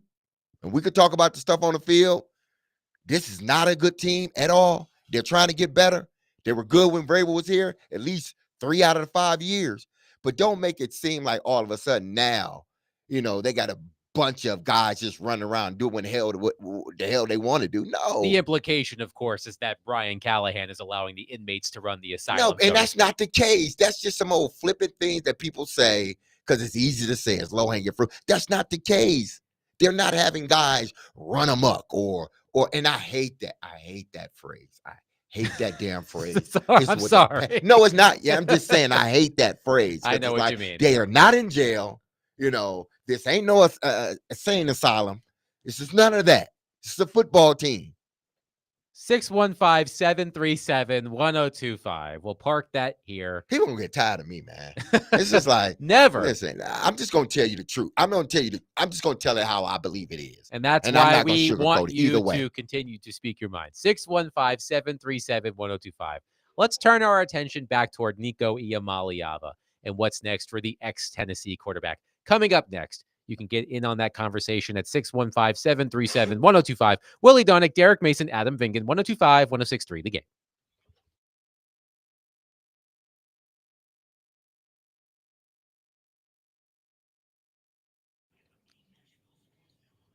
All right, it's time to get the signal from Loan Pronto. Interest rates have plummeted. Interest rates are down. It's time to call Loan Pronto, 615-499-5780, especially if you're looking to get in a better financial spot on a number of different fronts. Maybe it's just to improve the interest rate you have. Maybe it's to knock out some debt, interest rates that are hurting you on credit card bills, interest rates that are piling up every month you pay your car payment. You're like, man, I'm losing a lot of money here. They can help you in a better spot. Most of their homeowners that do this with Loan Pronto are going to save money each month with their monthly bills. The average is about $1,000 per month. If that sounds good to you, then don't waste any more time. If you're a homeowner, your home's equity can be the tool to do this. Pay off those credit card bills or even start a home improvement project. They can make it happen in a matter of days. Most people get it in as less than 2 weeks, and most don't even need an appraisal. So start the process by going to loanpronto.com or calling 615-499-5780. That's loanpronto.com, 615-499-5780. Equal housing lender, NMLS 166-1781, subject to lender approval, NMLSconsumeraccess.org.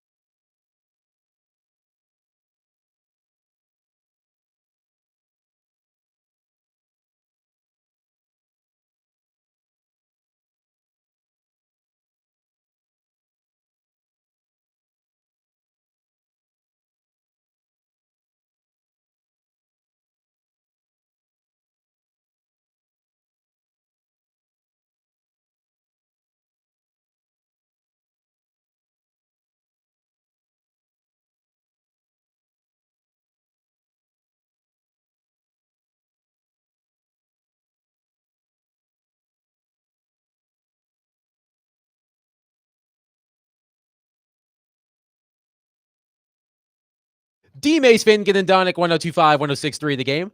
Broadcasting from the Busy Bee Plumbing, Heating, and Air Conditioning Game Nashville studios, home of the $99 yearly Beehive membership, where the buzz is always about great service. And we are proudly presented by Bet365. Whatever the moment, it's never ordinary at Bet365. Willie Donick, Derek Mason, Adam Vingan here with you. Let's get back into Nico Iamaleava.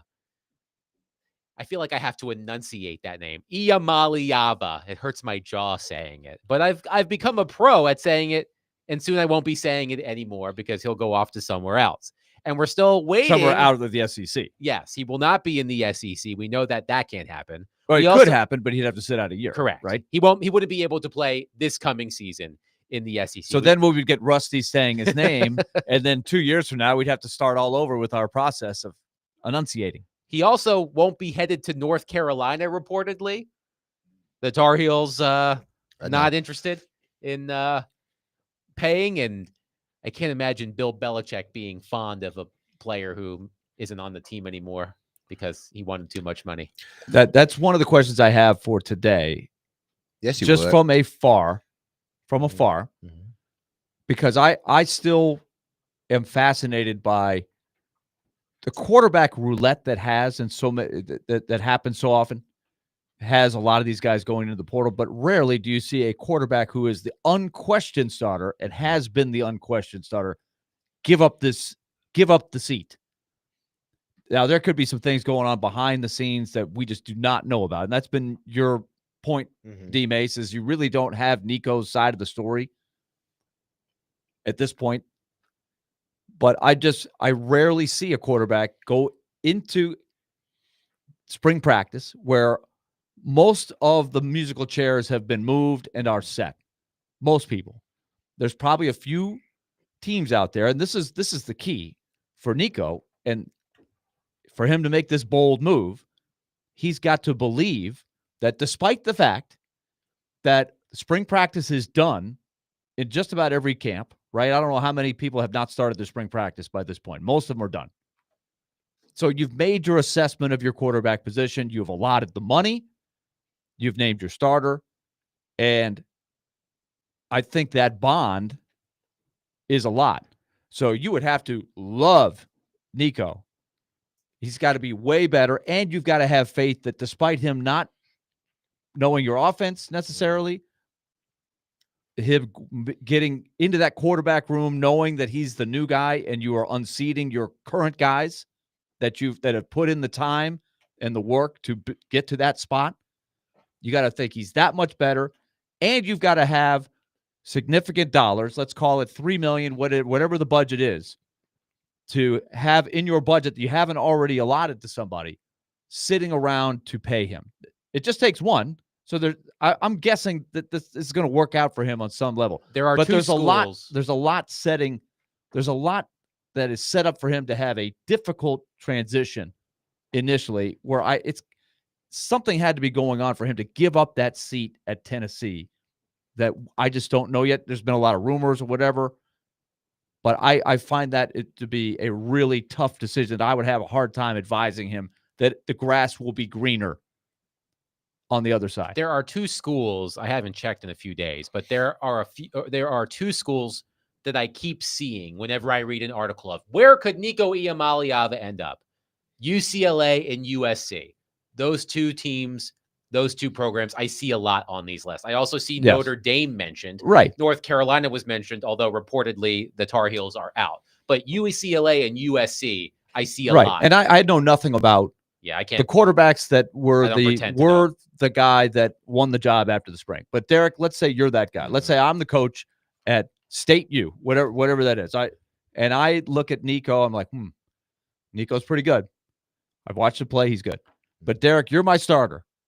You won the job. You've been with me for a couple years. You've been waiting for your turn.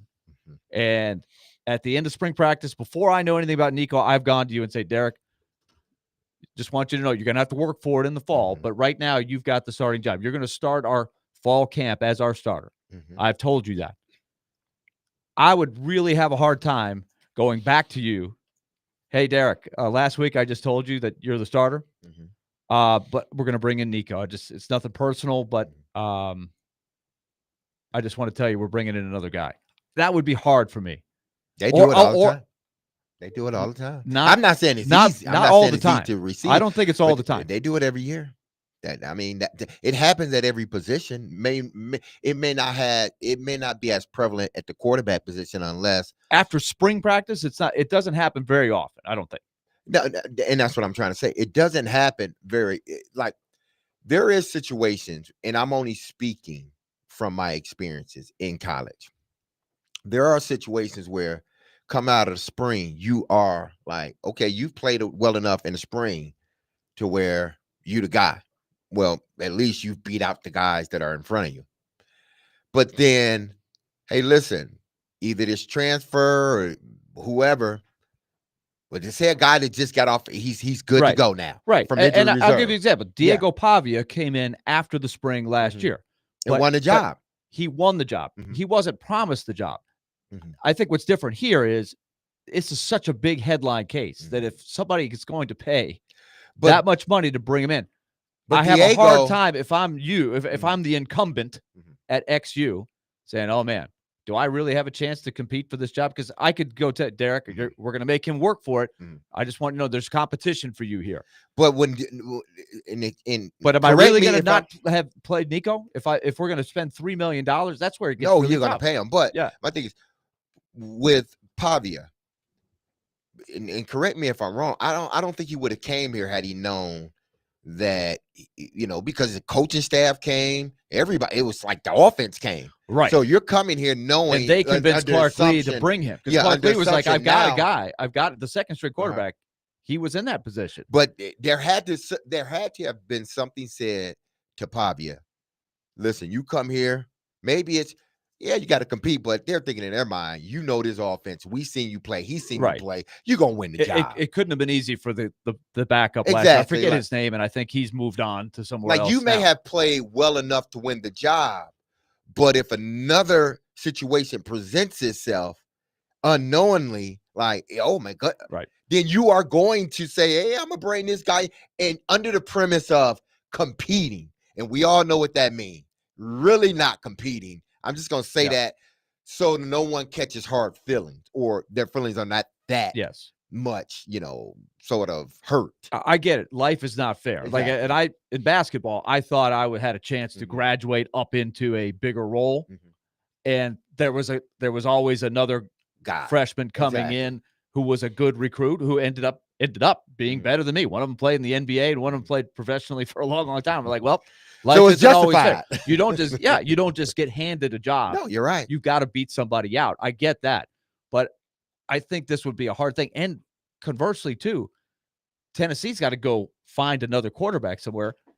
How tough is it going to be for them to find somebody who they really want? Or are they better off just sticking with their plan and maybe bringing in just another body, but just sticking with the guys that they have? They've got two guys that are good recruits that may not be as good as Nico.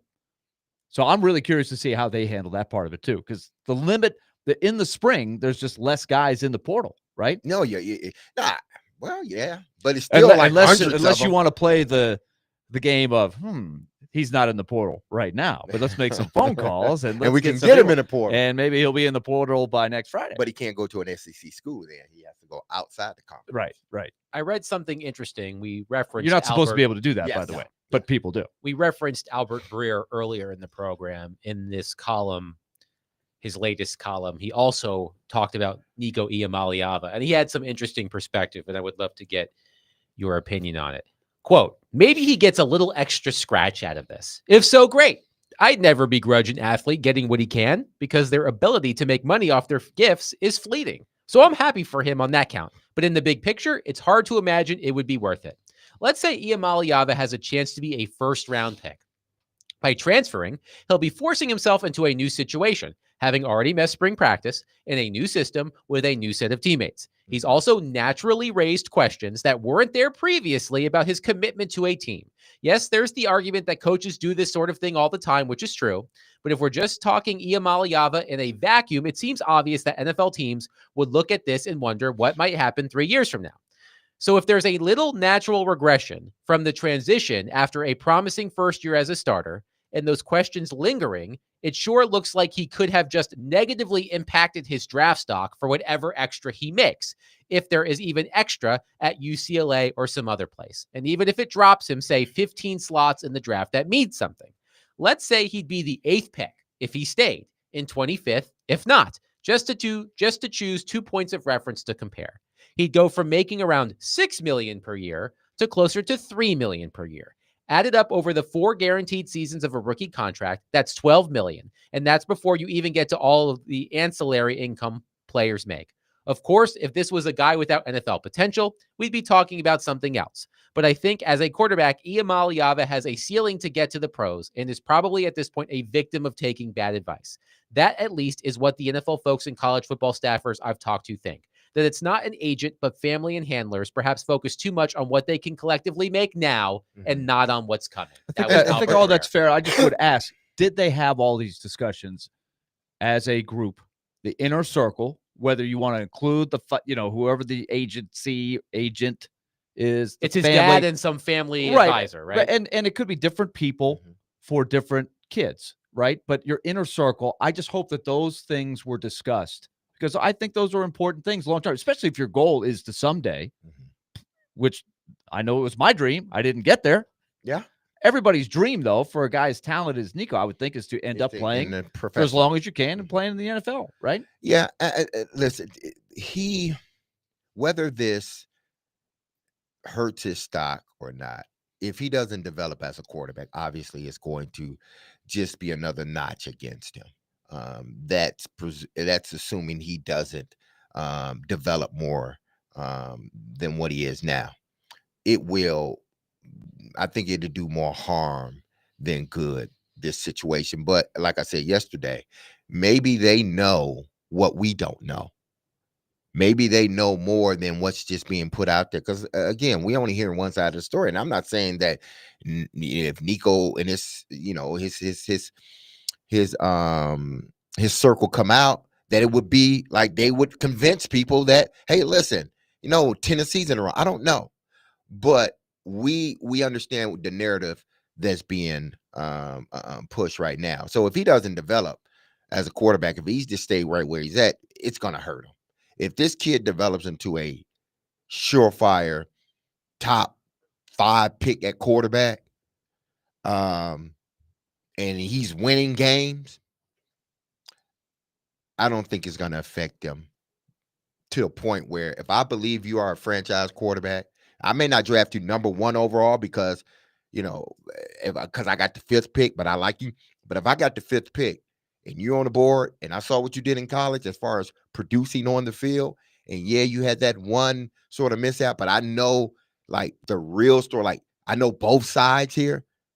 No, I ain't going to no, I'm drafting. But okay, I'm drafting. What I hear a lot of people say, and I think we've seen examples of it, is when you change and you haven't been there for spring practice and you show up. Now, the case of Pavia is unique in that he'd already played for those exact coaches. Yeah, that knew offense, exactly yeah. the system. He knew the offense. But if you're coming in to learn a new offense and you only have the summer workouts and then the fall practice, if it takes you half a season to get going, I think coaches have talked about this a lot. They don't name names necessarily, and it could be by people outside of quarterback, but especially a quarterback. And your numbers suffer a little bit as a result. I do think that's used against you in the evaluation because they do look at your production. And what's interesting is within the past hour on 3, Pete Nakos, who blew the lid off of this story, according to On 3 Sports, multiple schools are waiting to see if Tennessee transfer Nico Iamaleava's NIL demands drop in the coming days. Multiple programs are ready to become contenders if he is open to a deal closer to $1 million. And that may be for a number of different reasons. A, maybe they're not willing to just hand him the job. And B, they may just have shot their budget. They may have already allotted, exactly. there may be a limit to what they can spend in the spring portal. But I think people because this story isn't being told either. Because when you're talking about, when they say NIL, I think we are looking at it from the standpoint of Tennessee didn't want to pay, like the university didn't want to pay. okay, if the university didn't want to pay, or those Didn't want to renegotiate Yeah, and pay more than yeah, they had exactly. allotted and agreed to. Exactly. But when you say that, I'm trying to understand this. When people say UT didn't want to renegotiate the NIL deal, so was he making money outside of that NIL? Because these are two different things now. The NIL is totally different from something else. So like, because companies can pay for your services. Like Of if course. I'm a dealership, That's what the whole thing was supposed to be about to start with. But what right? I'm You're saying supposed is to be that- able to cash in yeah, on your name. But it's less about those sorts of things. And NIL is basically but a who signing No, bonus, who pays out right? the okay? The collective. Let me. Yeah. The collective okay, pays who the money. pays out the NIL? Collective. The collective. The collectives are And Tennessee had one of the first powerful collectives. they got ahead of the curve with that. Are they and an Nico was one of their extension? first high school guys To that get it, got guaranteed No, money but what I'm saying- while he was still in high school. what It I'm was a saying big is- landmark case. I get that part, but what I'm saying is this: the collective, are they an attachment of the school? Like, Yes. or are they I think they are. tentacles? Like, are they just boosters that are sitting over here that put all this money together? Like, the school has something else. Right. But They're this is not supposed to be directly linked to the school, but they are. exactly The coach knows what's going on. There's a connection. okay. They're all So connected, right? so no, they need to rephrase it. The collective decided not to pay, not the head coach Heupel, not the university. But It honestly, was do you the think the collective collective. didn't go to Josh Heupel and say, "All right, this is what's going on here"? But I'm sure Thumbs if up, Josh, thumbs down. What do you think? I'm sure if Josh Heupel wanted him, they would have gave him the money. I'm sure maybe he did want him, and they were just saying, "No, we run this." And no, you tell Nico, good, thank you for your service, but we're gonna move forward. Instead of the collective coming in and saying, "Hey, young man, go about your business. We're not paying you." So that's what I want to understand, like, because the next school, yeah, they're collective. They may have a collective together that say, "Man, we can only give him, $1 million," but then some other millionaire or billionaire that ain't part of collective, can that person then say, "You know what? Even though I know I'm not a part of the collective, I want to give him some extra I'll money." supplement. So I'll supplement. Now, Yeah. will they? That's a great question. Great question. 615-737-1025. We'll pick this up on the other side. Let's also talk about Tennessee as a destination because they might need a quarterback. 615-737-1025. We'll get to that next. Willie Darnick, Derek Mason, Adam Vingan, 1025-1063. The Game.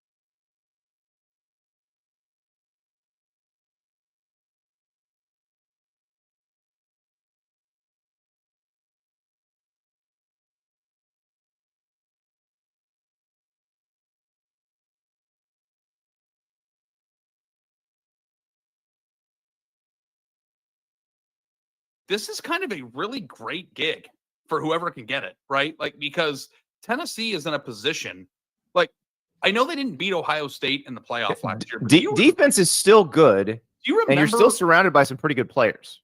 Do you remember the fans and how much they got behind going to Ohio Stadium? Yeah, they're blue bonnets. Thank you, Lotus. They were blue bonnets. That's what the flowers were. That is a fan base that is just dying to love you. Dying to love you. It is a big-time program and a big-time conference that will make you a millionaire. Plays in one of the most iconic stadiums in college football, and they are at a place where they are dying to love their quarterback. Like, in terms of big-time football and being coveted in a way that you might not be coveted at other places, like, this is a tremendous opportunity and a very sexy opportunity for somebody who wants to step into that role. And whoever steps into that role will automatically start 5 or 6 spots ahead of where a quarterback typically does in the admiration department, because Tennessee is hurt by what happened here. They might act like they don't care. You can be the greatest rebound QB of all time. Yeah. This is the greatest rebound relationship ever. If Tennessee goes out and gets somebody and then they perform, like Tennessee might be like the sexiest spot to land imaginable. That was Ari Wasserman of On3. He wrote a column. Tennessee becomes the dream destination for any quarterback willing to seize the moment. Willie Donick, Derek Mason, Adam Vingan here with you. By the way, during the break, we received a text from Joe Rexrode clarifying what we were talking about earlier. He said, quote, "There are no financial decisions made by these collectives independent of the head coaches. It's just shell game BS. These are salaries decided on by coaches and their GMs if they have one. The collectives just raise the money and serve as middlemen." Right. I've always understood that to be true, regardless of what the rules are. But I think, Derek, you still ask an interesting, if you get a random outsider that you can make a deal on your own, if it's just like a local car dealership or something like that, there's nothing that keeps you from doing that. But that would take work and time and effort, and not just being handed the money, which is a lot easier to say, how much money am I getting paid? You're getting paid X. Oh, thank you. I'll take it. Then I don't have to go out and talk to Tom's Pizza Joint and Jimmy's car dealership and Mr. Smith's insurance and get $1,000 over here, which is what the idea was. Or I'll do a card show over here, or I'll do an autograph signing session, and I'll sign jerseys all day. And like, that would be sort of running your own business. You can do that, and that's separate of the collective, but that takes work. Why do that when you could just be handed a paycheck? Well, I mean, they were getting ready to give you the remainder of the monies owed to you, but you chose to walk away. Now, I'm not gonna vilify this young man again. I'm just not. I don't know the whole story. I just hope people are giving him really good advice, and the notion that a 19, 20-year-old shouldn't listen to his parents who've been there for him the whole time. Whether you deem his parents giving bad advice or not. When I was 19 years old and I was 20, I leaned heavily when it talked about big decisions. I leaned on my family. I leaned on my mom and dad. Why? Because these are the people that I trust. And you just hope that they're getting.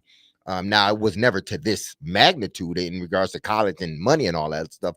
But I tend to believe that if the big decision was being made at that time when I'm 19, I am going to look to my parents because that's who you look to every time when you're a kid.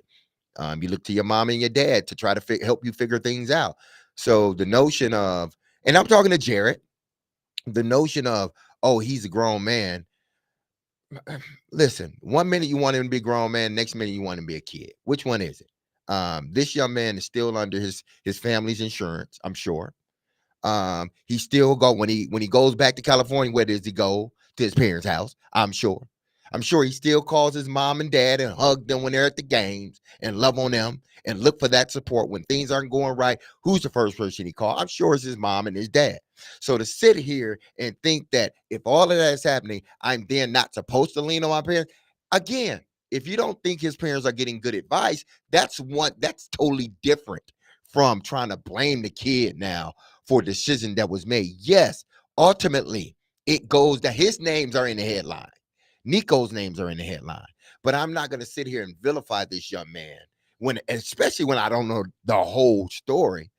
I'm not going to vilify him and say, well, he's a grown man now. He needs to make better decisions. Man, come on. You know better than that. So let's know better than that. Let's discuss what we heard from Ari Wasserman, this idea of Tennessee as a dream destination. And I love the analogy of the greatest rebound quarterback, right?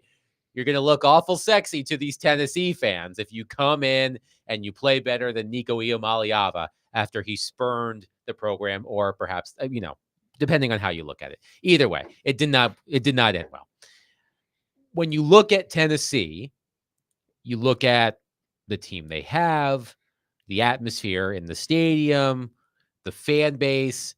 I mean, what is there not to like about Tennessee as an opportunity for another quarterback? No, I'm just playing. Ball fans, I'm just playing with y'all. I mean, orange is not my color. but- Orange is not my color. I don't own anything that's orange, but for Yeah, I those wouldn't of you who can particularly wear it with orange. pride, Yeah. good for you. All of those things that Ari Wasserman just pointed out are reasons why I would be asking the question if I'm in Nico's inner circle. Why did I give all of that up? Nico, you have a name. You are the unquestioned starter for a playoff team. Is it worth giving all of that up for X amount of dollars if you can get those X amount of dollars? That's what I would be leaning on. Yeah. But obviously, that's not the decision was made. So let's move on. That's water under the bridge. So now let's present what they're saying for Tennessee as they go into the portal. And Josh Heupel says, we got to get another guy. They only have 2 scholarship quarterbacks. One is very, very young, and the other one is what, a sophomore? A redshirt freshman. Redshirt freshman. Neither of them have played, only in the blowouts. The one kid played in the huge blowouts. Now, I'm sure they were both pretty well recruited, but let's talk about who will be in the portal. Yes, this is a great place, but the type of guy they're looking for, because what's the fan base saying? This great fan base that they're talking about, and they are great. They're passionate. Jake Berklinger is a redshirt freshman. George McIntyre is a true freshman from Brentwood Academy, Yes. right? Shout out. Okay. What's the fan base saying? Hey, forget about Nico. We'll get another guy better than Nico, and he's going to appreciate the Big Orange, and he's going to lead us to the second round of the we're going to win the college. No football one's playoff. bigger than the power team. Right. And that's how they should feel. Yeah. They're jilted, right? They're ticked off at Nico. So is that next guy, if they get another guy and he wins the starting job, what's the expectation level on that guy? Yeah, he Pretty better- high. Yeah. Now that guy's coming in. He hasn't gone to spring practice. Hasn't played for Josh Heupel before. And if you're a good starting quarterback, you got to be outside the SEC. Consider, right? Nobody's coming from the SEC. You can't go into that league. So you got to go to the Big 10 or the Big 12. Is somebody giving up their starting seat who's good enough to be better than Nico and just leave leave his team high and dry? Maybe.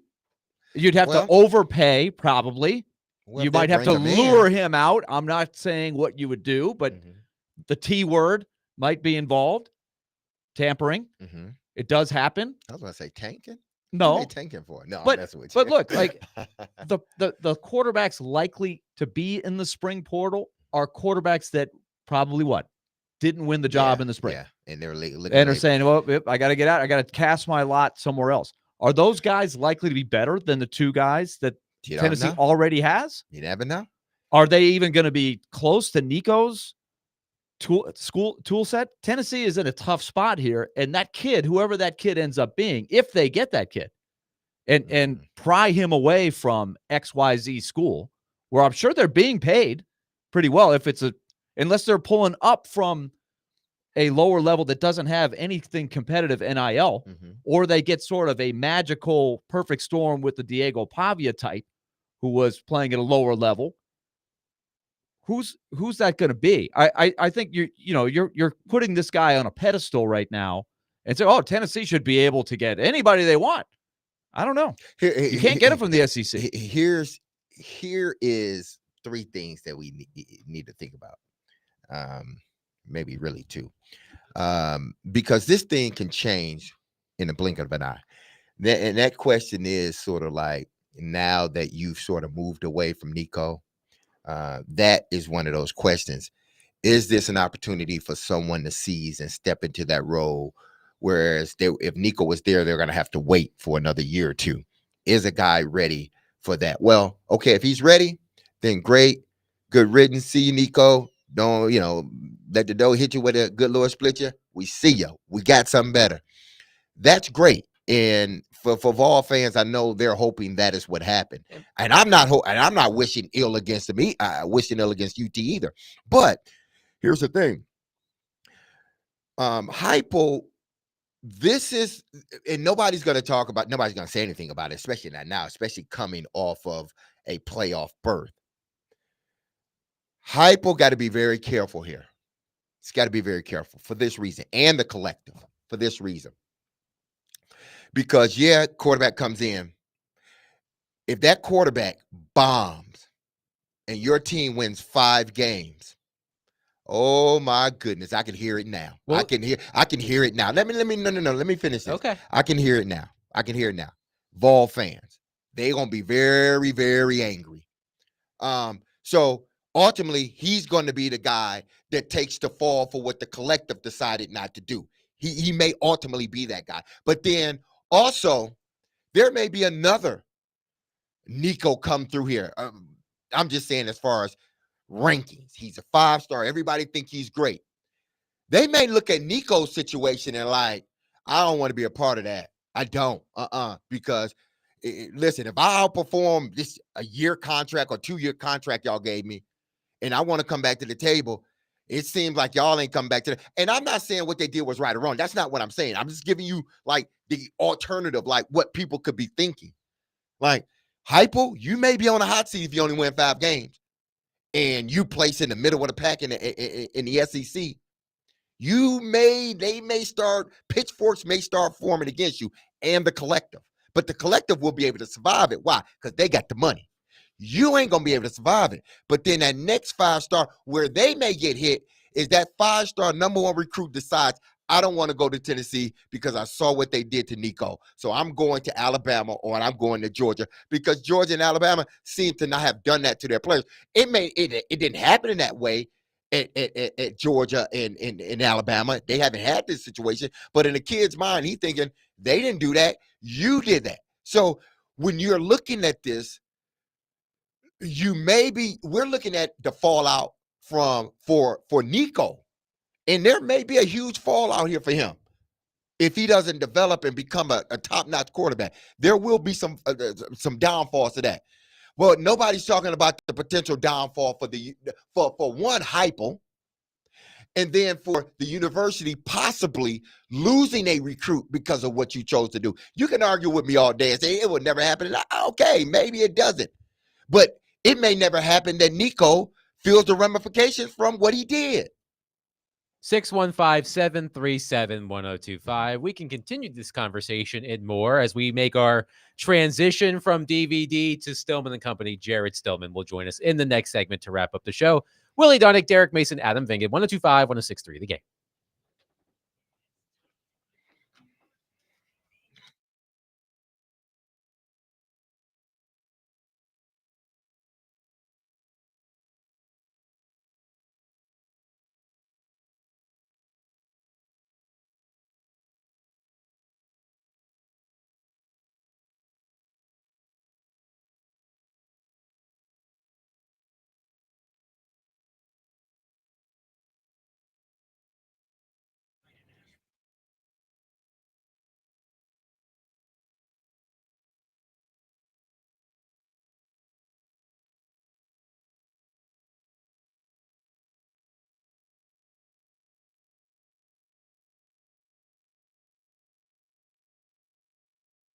Happy Tuesday, everyone. This is Derek Mason, and you heard me tell you about Dr. Lodge and his staff over at Cool Springs MD for some time now. And if you set out to lose some weight, chances are it's not your first time setting some type of goal to shed some extra pounds only to face disappointment.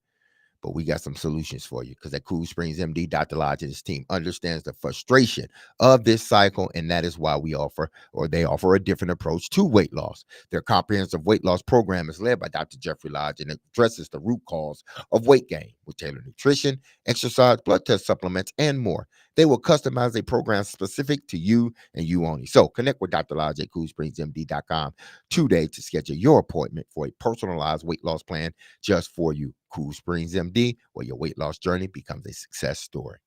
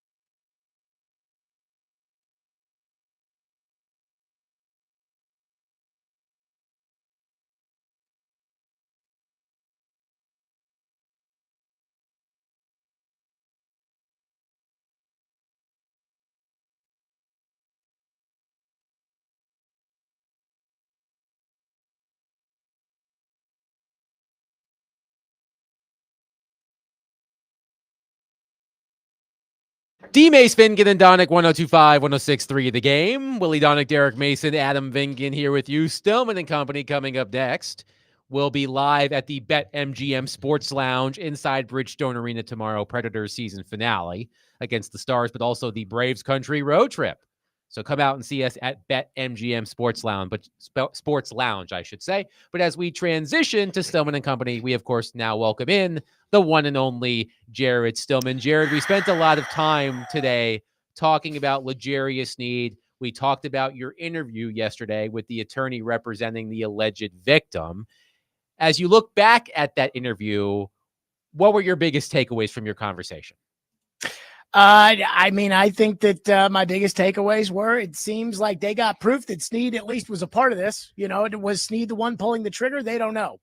But do they have a video of Sneed's Lamborghini and Sneed in the Lamborghini and everything else? Yeah, they got that. So it's really hard for me after that conversation. And I know the guy I was talking to was not some honest, you know, unbiased source. I mean, there's another side to this story. And it's the L'Jarius Sneed side, but it does sound like they have the proof that L'Jarius Sneed was at the car lot. L'Jarius Sneed was in the car. It was L'Jarius Sneed's Lamborghini, and they shot up the car lot, and I got a hard time getting over that one. The one question you did ask the attorney yesterday, which I'm glad that you did, is referencing that quote from the attorney in the Teresa Walker story in the AP about a pattern of behavior. This is just an example of a pattern of poor behavior by L'Jarius Sneed. Then you asked the attorney for more information, and he basically was like, "Nah, I don't really have anything." That did not sit well with me. I felt that was a little slimy. Well, you're a reporter, and normally, you know, in a news story, it's again, you want to get down to the facts and everything else. I heard the one texter that texted into the show, I forget who it was, but said to you guys, I mean, what's the likelihood that he was letting Sneed's camp know, hey, there's more in the kitty here, and if you don't settle up with us, which again, that's his goal, right? Mm-hmm. The civil attorney representing the alleged victim who is suing L'Jarius Sneed, that's his goal, is to get a settlement. And what usually gets settlements done? NDAs. We have the information, we're not going to say. I mean, if I had to be completely honest with you, and there's some assuming that I'm doing here, but if I had to be completely honest with you, I would tell you guys this. I think they probably do know stuff about L'Jarius Sneed that we don't know. And they're probably keeping it in the back saying, hey, you know, we got stuff here. We want to go to court. These things come out. And then all of a sudden, and that is what forces people into a settlement. So that was the vibe I got, was that, you know, it was hey, there's more to this. And if we go to court, you'll see. Now, what do they have? We don't know. Is it anything? Again, we don't know. We have to remember, when it came to interviewing this attorney, this is not the same as interviewing the police officer who arrived on the scene.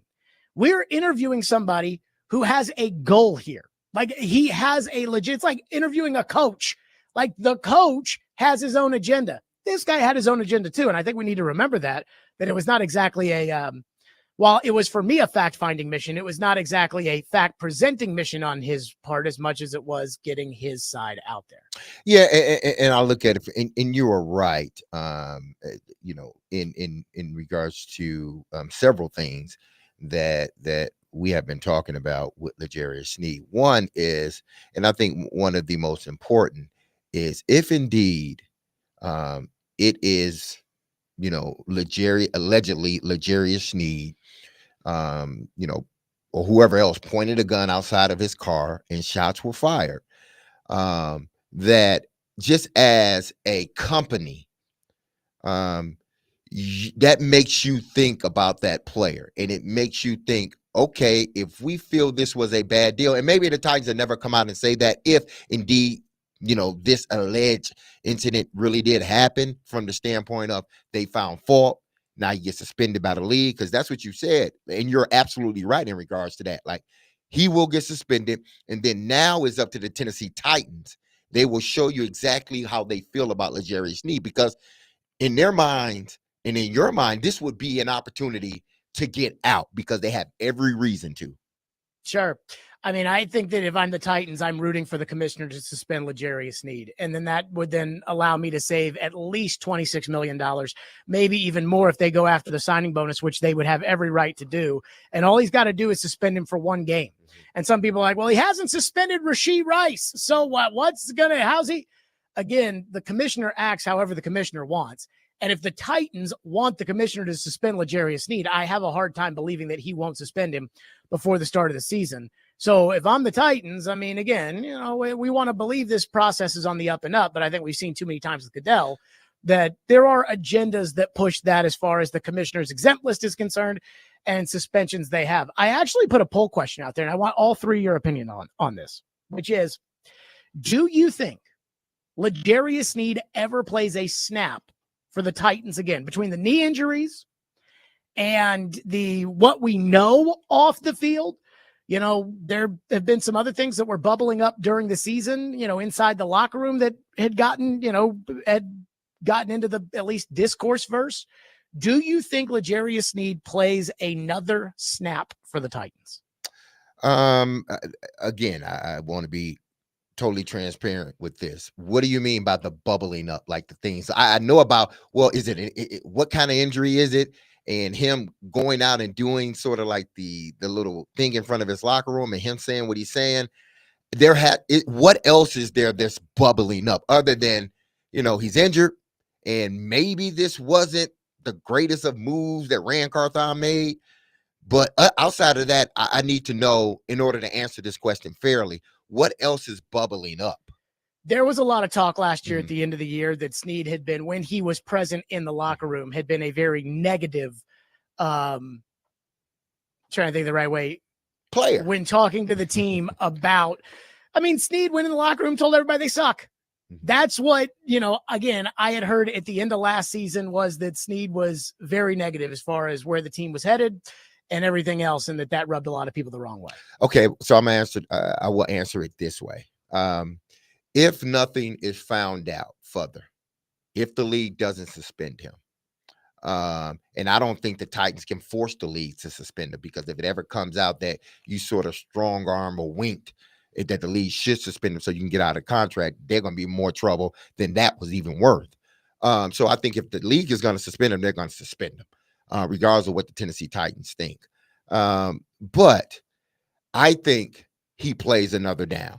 But if they find out that if the league determines that he had some responsibility and all that, and they suspend him, I don't think he ever plays another down here. I think I would say the probability would be that he would play another down. That's not much. Yeah. Another season. That's not much. No, he said another down. Yes. Jared's question is another down. I'd say the probability is he plays somewhat. Now, I can't because when is it settled? When is it settled? All of this settled. If it's not settled until next year. I think Jared, hope it would be settled by training camp. I would agree with Jared, though, that if I'm the Sneed camp, if there's something there, I would try to be settling as quickly as I could to put it behind me. But if there's fault, if the league finds fault. Right. Well, but let's look at what this is. Is this a year-long suspension? Probably not. No. It might be a game or two that, depending on what they find. And then there's all these. I think the Titans would be in the best interest of the Titans if they could find value in Sneed somewhere, either on the field or as a trade, rather than just, hey, we get out of the contract. Like, if you're rooting for that, that's not a good end game. I don't. Now remember this though: if there's any sort of suspension from the league, the guarantee's void. But as a vested veteran, if let's say that the commissioner suspends him for one game, if he's on the roster after the first game or at the start of the first game, then his contract as a vested veteran becomes guaranteed for the entire season. Now, that's okay. So it really is. Who are you going to spend it on this year? But that's what I'm saying. Like, a lot of it depends. No, don't even say that. What did he say? He said, no. Well, one of them's facing criminal charges right now, and the other one's not. One of them has a knee injury, the other one doesn't. The one is facing whatever he's going through now, and the other is declining play. Bring him home. Are you trading for Jalen Ramsey? Exactly, because that's what you have to do and pay him his $25 million that he's guaranteed. Yes. What are you trading? Willie said, "Where would you rather spend the money?" No, you're not just spending money on a guy who's not hurt. What are you trading? Player that has been hurt. But what are you trading? Oh, I think that right now the Dolphins, they're looking to get anything. You could trade a 5th-round pick. Well, why trade? Why give up a 5th-round pick? You're not going to win either way.